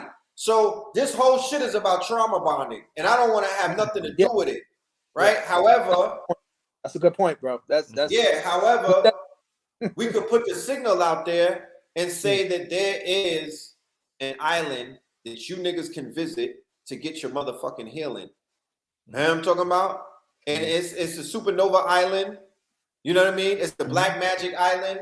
You know, learn how to breathe, learn how to eat right, learn how to think right. Utilize the tools that people are bringing forward, like the readings that you would get from a Sister Myra or Aquarius Maximus, You know, that's a king of diamonds. That's not your card. Don't fuck with him. Are you sure, Aquarius? I'm just saying, I really liked him. I really liked him. And you know, my moon is in Aquarius and I'm feeling Aquarian tonight. Like shit like that. Shit like that. Y'all get the information. Don't listen to it. You don't take heed to certain things. You know what I'm talking about? You very doubtful. But when shit don't go right, all of a sudden it's the motherfucking community and everybody else, and it's not you. No, stop for law. It's you. Can I just make this plug real quick as brother sharing the screen? Family, we do an online rites of passage holistic training for men twice a year. The fall semester enrollment is open. You can go to queenof4.com, and I've partnered with my mother's school. So as the women are going through Sacred Women and doing their rites of passage, myself and my cousin, we facilitate the holistic healing for men to go through their rites of passage. So you can be anywhere in the world. It's on online training. We've had over 900 brothers go through so far in 3 years. Brothers from the Caribbean, Africa, throughout the continental United States, Canada, Paris, Spain, and the UK. So you can be wherever you need to be at. And we take brothers through 12 weeks of doing specific personal development work. We call it the IREATs. It's the ancient Commission Now Valley attribute of what they call the chakras. It's the energy centers, the IREATs. So every 7 days, we giving brothers challenges, body, mind, spirit challenges to accomplish. And then we come together and we build on the work that we've been doing, personal work. We build together as a group of brothers. And we take brothers each through those 7 days of self-mastery and self-power. And the 12th IREAT, or the 12th crown, he is exalted as the supreme man of optimum wellness. And so it's set up for brothers to go through, do their social emotional work. We actually come together, brothers, no judgment, no matter where the brother may be on his journey. And we have the hard talks. We have the talks about brothers, having loss in their family, not really connecting with their mother or father. Brothers who have been dealing with incest or molestation, and we come together and we give brothers tools on how he can begin to heal that pain body from his younger self as a grown man. And we also give him positive alpha strategies on how he can build himself. And when he's redeployed, dealing with his woman, his mate, his children, he's of a quality and better service. So for those that are interested, please go to queenof4.com. We have partnered with the Queen of Four Wellness Institute for Man Heal Thyself training. It's an online training. We start next month. Enrollment is open now. Thank y'all for facilitating that. Yes. We about to get out of here. I'll probably take 1 or 2 more questions. But before we leave, just my bit of advice to the brothers out there. And like I said, I see brothers flaunting jewelry, their money, their knowledge. They'll say they predicted shit. They'll flaunt all types of shit. But I don't really see a lot of brothers flaunting their woman, flaunting their wife, flaunting the fact that they've been in a relationship. We flaunt a lot of things, but we don't flaunt that. So as a brother that has been in a relationship, successful relationship, ups and downs, you're going to get that, family. For over 17 years, brothers, I will tell y'all that the world is so chaotic at times. There's so much confusion going on at times. One of the best things you could do if you're a focused man, this is just my opinion. This ain't like I mentioned Brother Polite earlier. He has a different perspective. My perspective is one of the greatest things you could do is focus on one woman. By focusing on one woman, you eliminate, you're able to put so much of your energy into what you're trying to focus on. Whether it's basketball, whether it's science, whether it's technology, whatever it is, you got that stability down packed. Once you have that stability down packed, you are able to focus your love, your passion, your dedication to so many other areas. Right. There's nothing really out here for y'all to be doing, to be playing these games, brothers. If you'll find it, and this is only if you find something good. If you don't find something good, don't settle for nothing that you don't have that gut feeling about it. But if you see that sister and you got a gut feeling about her, and she's good, and you could work with her, and you could deal with her shadow self, because we all got our shadow selves. You Right. have to ask yourself, can I deal with this nigga's shadow self? This nigga gonna flip out. Eventually, it's gonna happen. Eventually, Brother Rich is gonna do some shit. Eventually, my girl, and it goes on and on into eternity. Yeah. Somebody's gonna do something. Can you handle that person's shadow self? If you can, if that person's worth it, brothers, I will tell you, it is 100% worth it. If you are trying to be successful in this world, if you are trying to accomplish something, that stability brings so much joy, so much peace of mind, which is the true source of wealth to your life, brother. So I just want to give that to the brothers, since brothers don't flaunt their relationships. Nigga, I've been in relationships 17 going on 18 years, nigga. That's powerful. I'ma flaunt that, nigga. You niggas flaunt money. You niggas is financial gurus. Nigga, I'm a relationship guru, nigga. That's called creation bling. Yeah, these niggas is financial gurus, nigga. I'm a relationship guru, nigga. Come on. I did this shit for 18 years, nigga. I love it. Real, nigga. Dedicated. Faithful, committed, nigga. Ain't no nigga got receipts on me. No nigga got receipts on me saying Brother Rich did this or did that. No bitch got receipts on me. And I'm saying that word purposely to generate emotion. No receipts on Brother Rich. Come on. I do my fucking thing when it comes to this relationship. So what I'm telling you, brothers, is get serious with this if she's worth it. If she's not worth it, don't do it. But if she's worth it, brother, fuck it. Don't listen to your homies. Get down and stay down with her. You know what I'm saying? I just want to say that. Let's get to a few. I love that. Yeah. Let's get to. We're gonna take about 2 more questions before we get out of here. Give us some questions. Oh, it's Virgo season too. Thank you, Yaya. Yeah, you in your bag. Yeah. This Virgo, Yaya. That's my homegirl. She. This is a regular. Shout out to Yaya Selassie. She's always supporting. It's Virgo season. I think Yaya's a Virgo also. Get in your bag. Yeah. Give us a couple of more questions. I mean, this is a great show, y'all. I don't know, like this is like transparency. This is honesty. This is not stroking people's egos. I mean, we came from all different directions, and I definitely appreciate Red Pill and SupaNova. All right, this next question. Okay, hold up. Where's it at? I just seen it. What if they don't want to build / see the vision? Do not down who you are or compromise your God body for nobody. Type that. I will not compromise my God body for nobody. Both of y'all type that, men and women. I will not compromise my God body for nobody. I mean, you cannot. It's like, why would you devalue yourself just to facilitate someone that does not value themselves? Brothers and sisters, you have if the black woman is God and the black man is God, that means you must defend your body, mind, and temple. You are the shrine, you are the mosque, you are the cathedral. Do not let anybody come inside your holies of holies and not pay libation in the age of Aquarius. If you have someone, you said it does not, just look at it. Let's start, slow down. What if they don't want to build?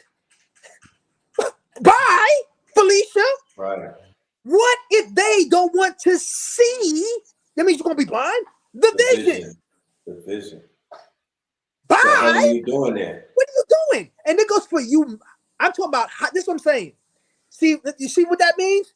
That means you are probably a high value woman or man, and you trying to compromise and facilitate low frequency.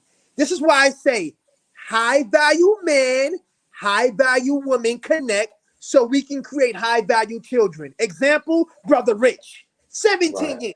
High value man, staying and cultivating with his high value wife, and they have a high value child. Hence, he has a high value channel. Hence, we have high value conversations. You see what that created?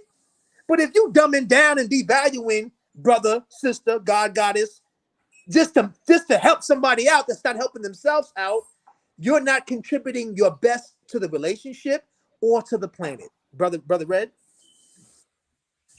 Yeah, I mean, you took the words right out of my mouth. Like,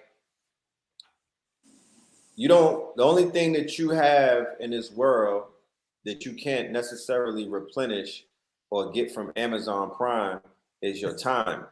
And you don't have in the quickening right now. We in the quickening. This is not playtime anymore. This is post the alignment. This is post two and all of that shit. Like, you don't have the luxury of wasting your time anymore with somebody who is not on your level and whatnot, who is not going to assist you in this spiritual war, this seemingly intellectual war that's going on outside, this economic war. Yeah. Like, you setting yourself up for a lifetime of anguish and whatnot. You actually going backwards on your journey, because the journey, once again, is preparing you. The man know thyself, woman know thyself is doing what? It's elevate. Look at your 10-year pictures. Go and look at that 10-year Facebook challenge, my nigga. Right. You was mad ashy 10 years ago, right? You ain't have no edges and whatnot. And you got on the CMOS. You learned about grounding. That's you got right. you some motherfucking books to read. And you look different on Facebook. I couldn't even notice you. You know what I mean? You did a whole fucking 180 on us. So you did all of that to lay down with a knuckle dragger who don't even fucking call you by your god name. He's still calling you Elizabeth. Come on now. Get the fuck out of here with that. You doing all of that. Yeah. You a slave to what? Your desires, your insecurities. You know what I mean? What are you a slave to? Because you're definitely not living, you know, your full purpose. Neo and Trinity is not linked up in that situation. Come on. In the last Matrix, they showed you when Trinity voluntarily went back into the Matrix with a fake ass family and whatnot. That wasn't her real family. That wasn't her team and whatnot. It was Neo in the cafe trying to get with her. So make your next move your best move, because you could get locked into, I mean, that, to be honest with you, in terms of spiritual contracts and you coming back to do this shit all over again, that is a large component right there, is the queen on the chessboard, who you stand, or the king on your chessboard. Yeah. Who are you going to play this motherfucking game with? You know what I'm talking about? That is of utmost importance. Henceforth, why we are rolling out. I know we talked about this for months and whatnot, but we just got the lounge in Buckhead. We needed a venue to do these things, but we have something called Conscious Connections. It's a dating app. It's gonna be a dating app. But the approach that we're taking, I even had a interview with SupaNova Slom that lasted for like 3 hours, because I have to extract more information and I have to tighten this shit up, because I'm not just trying to be a fucking hookup matchmaker to put people in bed together. We playing a long game. We want longevity. And like you were saying, SupaNova, we want God bodies to get together so they can make these star seeds properly, and not just make the seeds, but stay together as the collective, because there's something is in the water that whenever we have these seeds, you know, that bond is fucking broken. Wow. And I don't understand what that's about, yo. I had a seed in me and my girl been fighting like cats and dogs since I had my son. I can attest to that. Yeah. I don't know what it is. I don't know what it is. That's another conversation, maybe. But it's something that perplexes me. Like, you know, how do we lose each other in the first 2 years all of the time? Like, what's that about? Wow. You know? I mean, what what is it? Postpartum, PPD, right? How we gonna deal with that? How black men, are we prepared as a collective, fathers, brothers, the that's brotherhood? That's a great point right there. That's a great point. That for my daughter's mother, you know, Antoinette. I was unfortunately, the postpartum, I didn't have. That's why I talk about rites of passage. I didn't have at the time the formation of those elder men around me to let me know how to navigate that. And so I was source, and as a result, unfortunately, and I never wanted that for myself. That was a pain body I carried a long time of becoming a baby daddy. I never wanted that. My pact with myself was the first woman I actually get pregnant and bring from pregnancy to the planet. That has to be that was the thing that I said for myself, regardless of when I was dating this and dating that. I said, if I have a seed, I want to be able to cultivate with the woman. And so when I didn't keep my own covenant with myself, because I didn't have the tools emotionally, mentally, I felt myself. And it took me many years, Brother Red and Rich, to heal from that. Me and my daughter's mother, you know, we're co-parent really powerful now. Look, transparency. It's tough. No, it's tough. It's tough. Look, I showed up It's tough. on your mother's doorsteps in 2013, I think it was, right? And I was going through so much that your mother was like, who are you? And I was like, it's me. It's Red Pill. And she didn't even realize it was red. She was like, oh my goodness. And she had to bring me back to life. Wow. Right downstairs where all of that china is at in the kitchen. You know what I mean? Oh, the dining room. Yeah, the dining room. It took her like 2 hours to basically pour into me, right? So men that are listening to this, that are out here, this is pouring shit. Don't ever let our quote unquote confidence or what, because I've been through some shit to be at where I'm at right now to talk like this, bro. I've been broken into so many pieces that I couldn't even find myself. I had to get put back together on many occasions. It just wasn't one time. I cannot co-sign. I cannot be a card carrying member, nor can I stand behind any nigga that's out here trying to throw our women under the motherfucking bus. I don't care what you've been through. I've been through it too, fam. You know what I'm talking about? I've been through a lot of things, but it's never going to put me in a position to where my heart is hardened. I don't care if I go to DR, because niggas be in the chat room talking about men going their own way. They going to Brazil to take them niggas women from them and do shit with their women that Black American women wouldn't do for them. No, fam. Wow. No, fam. If you see me in DR, holla at me and don't even stop, my nigga, because I'm on mission. However, I'm not finna just throw my women away in America because there's options of women that are not hip to our bullshit overseas. And they're still, you know, because that's, you know, we really pulling up to Thailand and DR and other places where women are somewhat trained to be subservient. And niggas is bragging about that. Yo, there's women out there that they give happy endings and they know how to treat it. No, nigga, they've been raised through usually in a Roman Catholic third world country, nigga. They're suppressed too. Stop playing. They're fucking prostitutes. You niggas failed to mention that you bought the box for $10 and you was trying to sleep with her mama for $20. Fuck out of here. I'm not into shit like that. I'm not impressed. I'm not impressed by that. I'm not impressed by that. That's not healing. That's not the edification of the divine female principle. This is a transparent conversation. I've been through heartache. I've been through these situations. I've been through all of that. I had to put myself back together. I'm still healing. However, still healing. It didn't make me cold. I'm not out here, you know what I mean, abusing women. I'm not out here. I'm not a fucking predator. I didn't use that and utilize that to allow me to become a worse person. I used that to become a better person, man. Yeah.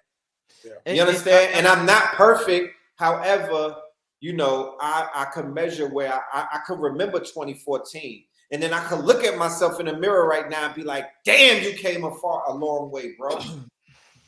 But go ahead, Rich. I'm sorry. No, I definitely and I appreciate your transparency. It's been transparency the whole conversation tonight, and it don't get no better than that, because that's the only way we can learn. We all transparent. Yeah, that's what I'm saying. That's the only way we can all learn from each other. Yeah.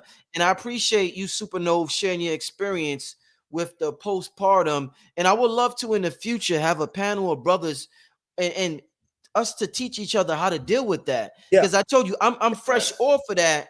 And me and my girl was fighting like cats and dogs. And I'm like, what the fuck happened? But we managed to stay together. But that shit was hard. Like I never encountered something like that in my whole life. I'm like, what happened to us? And it's like, how does a baby bring so much turmoil into the relationship? So by y'all being transparent with that, I definitely appreciate that. And as brothers, if we're going to help one another, we should definitely have a panel to prepare the younger brothers about some things they may not know dealing with postpartum. And I'm with that. Let me know, brother. I'm all the way with that. Look, when I had my first son, right? Nobody prepared me for the simple fact that, nigga, I wasn't going to be the man no more. My son's mother, I was her world. I was her everything. Yeah. And then Amir came. My son came in 07. And I was just the nigga who got diapers. Turn off the light for us. Right. You know what I mean? Little man, I'm like, yo, he got a crib. Why is he in the middle of us? Like, you know, but I understood that he, when his entry into this world signified the ending of my world. And what I mean by that is that I was a selfish motherfucker. It was about me. I was so self-centered. I was so into my narcissism. And that's another thing that I wanted to point out in this conversation. One of the things I wanted to read the definition of the dark tetrad, right? Or the dark triad and the dark tetrad in the narcissistic personality disorder breakdown. Because a lot of these brothers in this quote unquote black pill and red pill movement, these are some of the most brash narcissists that I've ever run across in my life, right? Look at the old president, Donald Trump, he was the poster child for the dark tetrad of narcissism. And that's some of these niggas' hero. You understand? But it was so much about me before I had a son. And having a child put me in a position to where I'm forever in service. And I needed that because there was nobody on the planet that I would be in service to outside of myself until my child came. You dig what I'm saying? So that was a lesson. That was a humble pie that I had to eat. I couldn't sit around and imagine me blaming my son for not being a fucking man in my household, right? And thanking my son for properly putting me in a proper position because I became a real man of the household after that. Wow. Prior to that, it was like, I thought I was in Brazil, like you niggas is talking about running out of the States. I was laid up with my feet up, dinner being served to me, right? Being served like I had a fucking servant and whatnot. You know what I'm talking about? She was washing my feet, rubbing me down. Yo, roll the blunt. I'm finna turn on YouTube, watch some Bobby and whatnot. You know what I'm saying? I was in that type of place, and my son came and he shook my whole world up and got me the fuck up out of that mind state, that little boy mind state, and put me into a better mind state as a provider and as a man and as a father, right? And as a role model and as a friend to a young black man who needed a friend. You know, my son is 14 right now. He still needs me as his friend along with his shout father. out to man. Yeah, shout out to man. Yeah, man. You know what I'm talking about? And it's not easy raising a 14-year-old. Y'all, you know, you're gonna know soon, Rich, but Nova, you're gonna know soon too. Yeah. I know. Well, you know, my stepson is 13, so I'm knowing now. Okay, so you witnessing it. And Antoinette is 17, about to be 18. So you know. Ooh, yeah.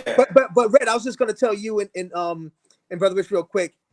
So me and my wife had an amazing breakthrough conversation. I gotta share this with y'all. Yes. She said to me the other day, you know, I reflected. When me and you argue in a disagreement, it's always around my period. I said, yes. I never knew that. And she, look, now I'm not done. She said, as a result of me realizing that, I know I take accountability on how I have to show up. I said, wow, accountability. To the question, as a man, advise what women carry themselves as deal breakers. Not all, a lot of our powerful sisters don't want to be owners. Yes. When my wife told me that, it made me, whatever low frequency arguing, it made me destroy the beta in me and say, I'm going to join you and be more compassionate, more understanding. And I'm now going to study your clock, you know, your menses, so I can prepare myself to know that you may be triggered. God bless you, know. And know that I won't be triggered with you. And I may have to be much more understanding and supportive because you may be at that trigger level, right? Why did I say that, Brother Rich, Brother Red? Because she said, I recognize when we have that energy. Right. So I want to share with you all. This is why I say our people, men and women, we don't have to demonize each other. We have everything in us as brothers and sisters to figure it out and be master problem solvers. I prayed when my daughter's mother meeting worked out, I would cry, brothers. And Say that again. When would you cry? Say that again. When my daughter's mother meeting worked out, I was crying so deeply because I was disappointed. And then because I was healed, I kept attracting disappointing women because I was still mad.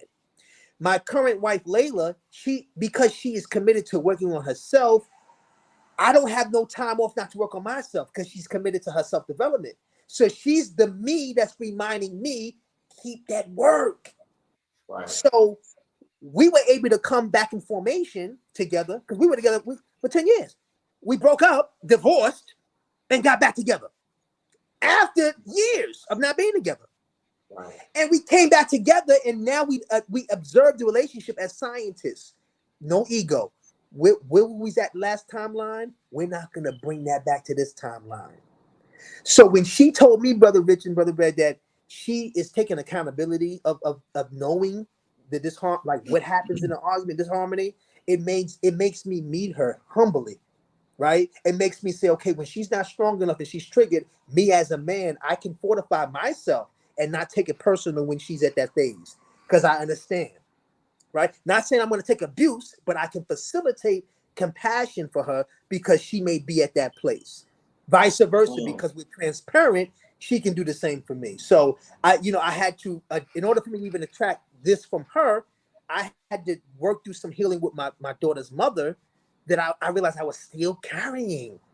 Right? And she's moved on and done her thing, but me as a man, I had to level up and forgive myself. I was younger. I didn't have the body, mind, spirit, emotional intelligence to navigate postpartum. And you know what? It's okay. My daughter's healthy. Me and my daughter's mother are in a better place. We co-parent great. So I don't have to be the mean man no more. I don't have to be the bitter alpha no more and keep being upset on my last timeline when I was younger and mad that I wasn't who I was supposed to be to myself that I am now. That's what I want to share with y'all. I shaded that. Indeed, no, definitely. This is very therapeutic to me. Now, this just wasn't about me interviewing y'all. This has been very, very therapeutic for me. So I definitely appreciate you too, from the bottom of my heart, just for having this conversation. I definitely learned, and it's been a good listening process, and us all being transparent. Can we just answer this last question, Red? SupaNova. I think this is from a woman. Love moves. Sounds like a woman. Question: as men, can you advise what ways women carry themselves that are deal breakers? What's just like, nah, I can't fuck with that. So I'm gonna pass it to. I kind of started into that my last part of the bill when I talked about lack accountability. Accountability, yeah. That to me, so I'll pass it to Red. Yeah, going back to the analogy that I brought up earlier, that life is a chess game, right? So any real king on a chessboard, he's gonna approach the behaviors of his queen as the behaviors of a queen on a chessboard. So if the queen on my chessboard is able to just flow over to the other side willy-nilly, meaning that she's community and she's in all of the other pieces' face, then that queen will get checkmated faster than a piece who's able to secure themselves behind the bishop. Hoes. You don't fuck with hoes. I don't fuck with, you know what I mean? I don't fuck with. You're scared to say it. You're scared to say it, huh? Housewife and hoes. I'll say it for you. I know, but it's more than just hoes, right? That's simplifying it. The reason why I try to take it to a higher frequency is because on the chessboard, we have women, they might not be out with hoes like that, but they might be spilling your information and your business to their friends and whatnot. Right? They may be running their mouth. They faucet is always turned on. They're not functioning and moving like the real queen on Bobby Fischer's chessboard. Yeah, right? speech, being mindful speech, mindful mind, right, being mindful, yeah. This is secret society. All we ask is trust. Like, I don't want a woman that's posting online all day. I don't want a woman that's chasing the social media quote unquote hype. I don't want a woman that every niggas know all of where her cavities is at, because every time they show up, she's showing her teeth. Yeah, I don't need that. Be into me, ma. You know what I'm saying? I'm him. I'm Jigga. You know what I'm talking? You Beyonce. You know what I mean? Keep that shit straight. You know what I mean? You know, and let's focus on building the empire, like you said, Rich. And you don't spread your energy all over the place where you just giving your energy to everybody else, but the person in need. I don't even want my woman being, you know, because I've said it before. The black women are the most premier branders in society, meaning that if a woman brands you, you know how they say brand ambassadors? Well, if a black woman says SupaNova is that dude, then he's that dude. That's why he was making music for women back in the day. I know that. No, that's why they tell you in music, in hip hop and R&B, if you sing to the women, they're going to brand you and you're going to become rich. I don't want my woman branding no white man, calling him a boss. I don't want her branding his company. I don't want her branding his corporation. I don't want her to brand his mentality. I want her to be as removed from any brands other than my brand. Brand your man. You know what I mean? Brand your last name. Brand your motherfucking man. That's who you should be the brand ambassador for. The brand that's going to stand with you. Right? That's why there's so much disloyalty and nobody is you know, I don't even want to go in. But yeah, that part, that's the deal breaker right there. That part.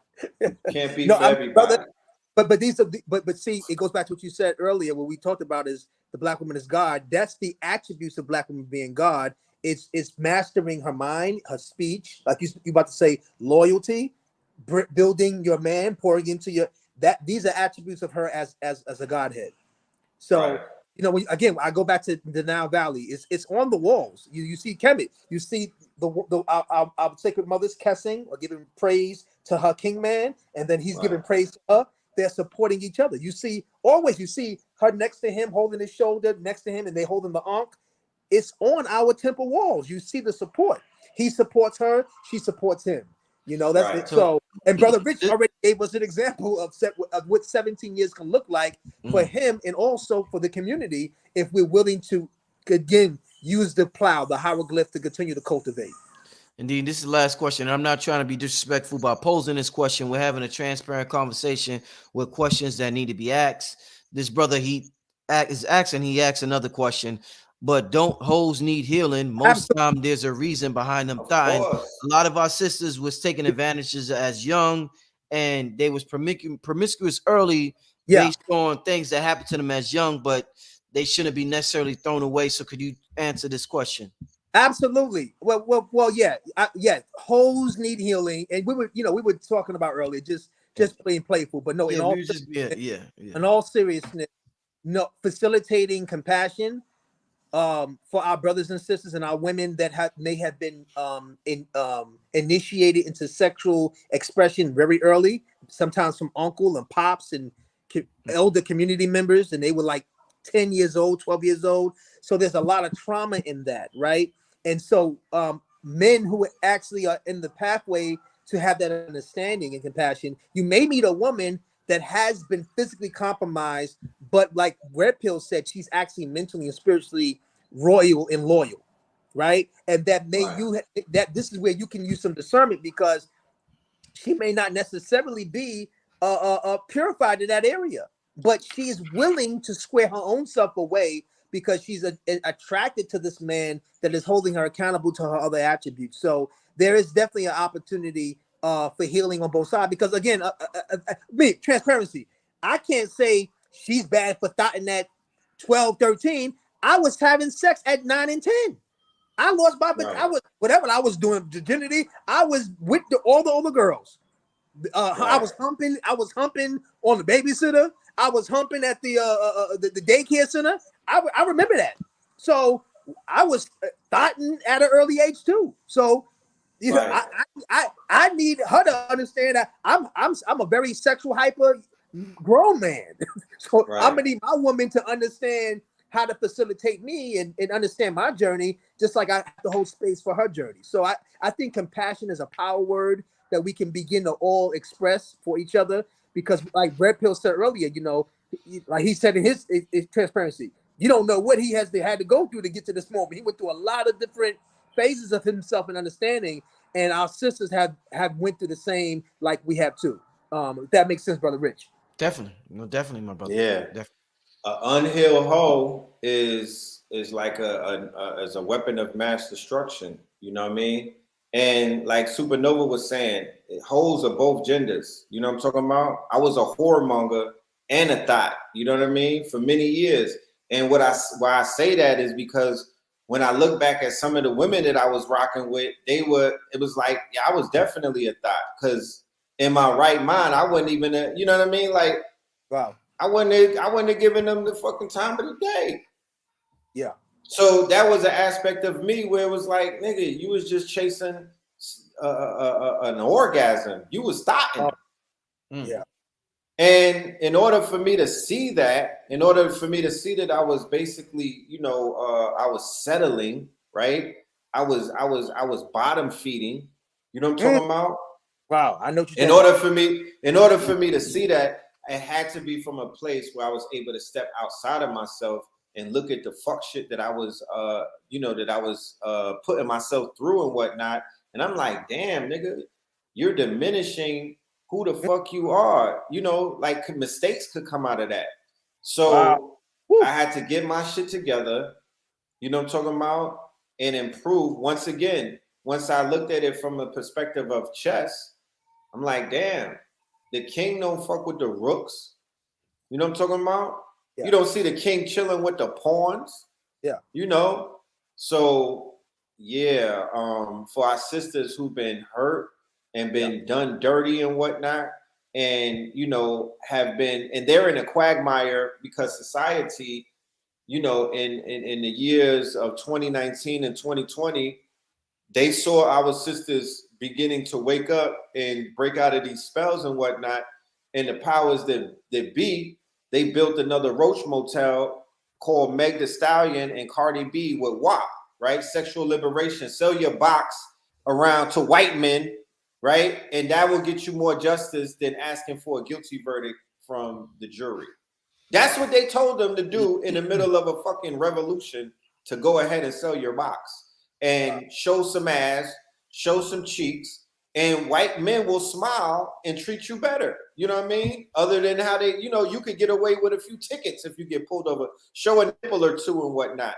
So the minute our women were begin to heal and whatnot, they put them back into a whole box. They put them back into their lower self. They put them back into their pain bodies and whatnot. And they gave them, you know, this is part of the feminist left-wing agenda and whatnot. You know, they're confusing our women, bro. The Democrats. Hell yeah, they're confusing our Democrats. Women. The word healing never comes out of their mouth. Ever. That's their kryptonite. They don't. The FDA don't say healing. The white coats don't say healing. The media don't say healing. These therapists don't say healing. They don't deal with healing. Wow. They diagnose you and then they quote unquote take your money and your time. That's what they do. Listen. We don't went over 2 hours. Y'all know my shows be like an hour. We was having such a good time vibing tonight. Yeah. We don't went over 2 hours. Listen, family, we had a good time tonight. I really truly hope the people watching in the chat, I hope y'all learned something, was able to take something with y'all that, you know, could better yourselves. I want to once again thank Red Pill and SupaNova Slom. Before y'all get out of here, once again, share your links. Let the people know if you got anything coming up, how they could contact you as well. Red, you started and I'll close it. I want to say, first and foremost, Brother Rich, thank you for having me on your platform. I was just in Richmond, Virginia. We did the Facts Initiative. We started out our tour. And I asked everybody in the audience, by a show of hands, how many people came here based off of the show that I did with Father Rich? and 85% of them raised their hands. Damn. Yo, it looked like a stick up. It looked like I was like, give me the loot. Everybody's hands went up. We had a wonderful weekend. We went and we also did something in PG County. Shout out to Everlasting Life, Dr. Baruch. Shout out to Richmond, Virginia, Sir Bay, my brother Noah, all of the brothers and sisters out there. Source Guard. We did a monumental event. We filmed it. It's available for the family on KTLUniversity.com. Next week, we're going to be in New York City with the master teacher, A.A. Rashid, doing his master class. Blue Pill will be a special guest on that build. I'll be there as well, live streaming it for my KT aliens and everybody around the world. Those tickets are on KTLUniversity.com. And also, too, you know, we living in some stressful times and whatnot. And now that we know more about our lymphatic systems and whatnot, I'm bringing these back out. These are very important, right? These face rollers. I'm getting more into my self-care and whatnot. And you know, we got these on because you know the album is on the way, so the merch is coming. It's gonna be Red Summer merch. So this is on the redsummermerch.com. And there's another service that I've been providing too. I started doing it this weekend in Virginia, and that's consultations for businesses and whatnot. I want y'all to be able to holler at me because it makes no sense to have all of this information that I'm holding on to and these visions for where you could put your business in the next few years and all this technology that I got and this information, but these brothers and sisters that are in the community and they're not getting hip and whatnot. So yeah, Kevin Samuels is not here anymore, but holla at Red Pill for some image consultants and also for some business advice. I'm dead serious. You know what I'm talking about? But yeah, that part. Ashe. Thank you, Red. Well, thank you, Red, for being here. Thank you for hitting Brother Rich up. Brother Rich, it's always a blessing when you call me for deployment. I'm always be like, oh, let's go.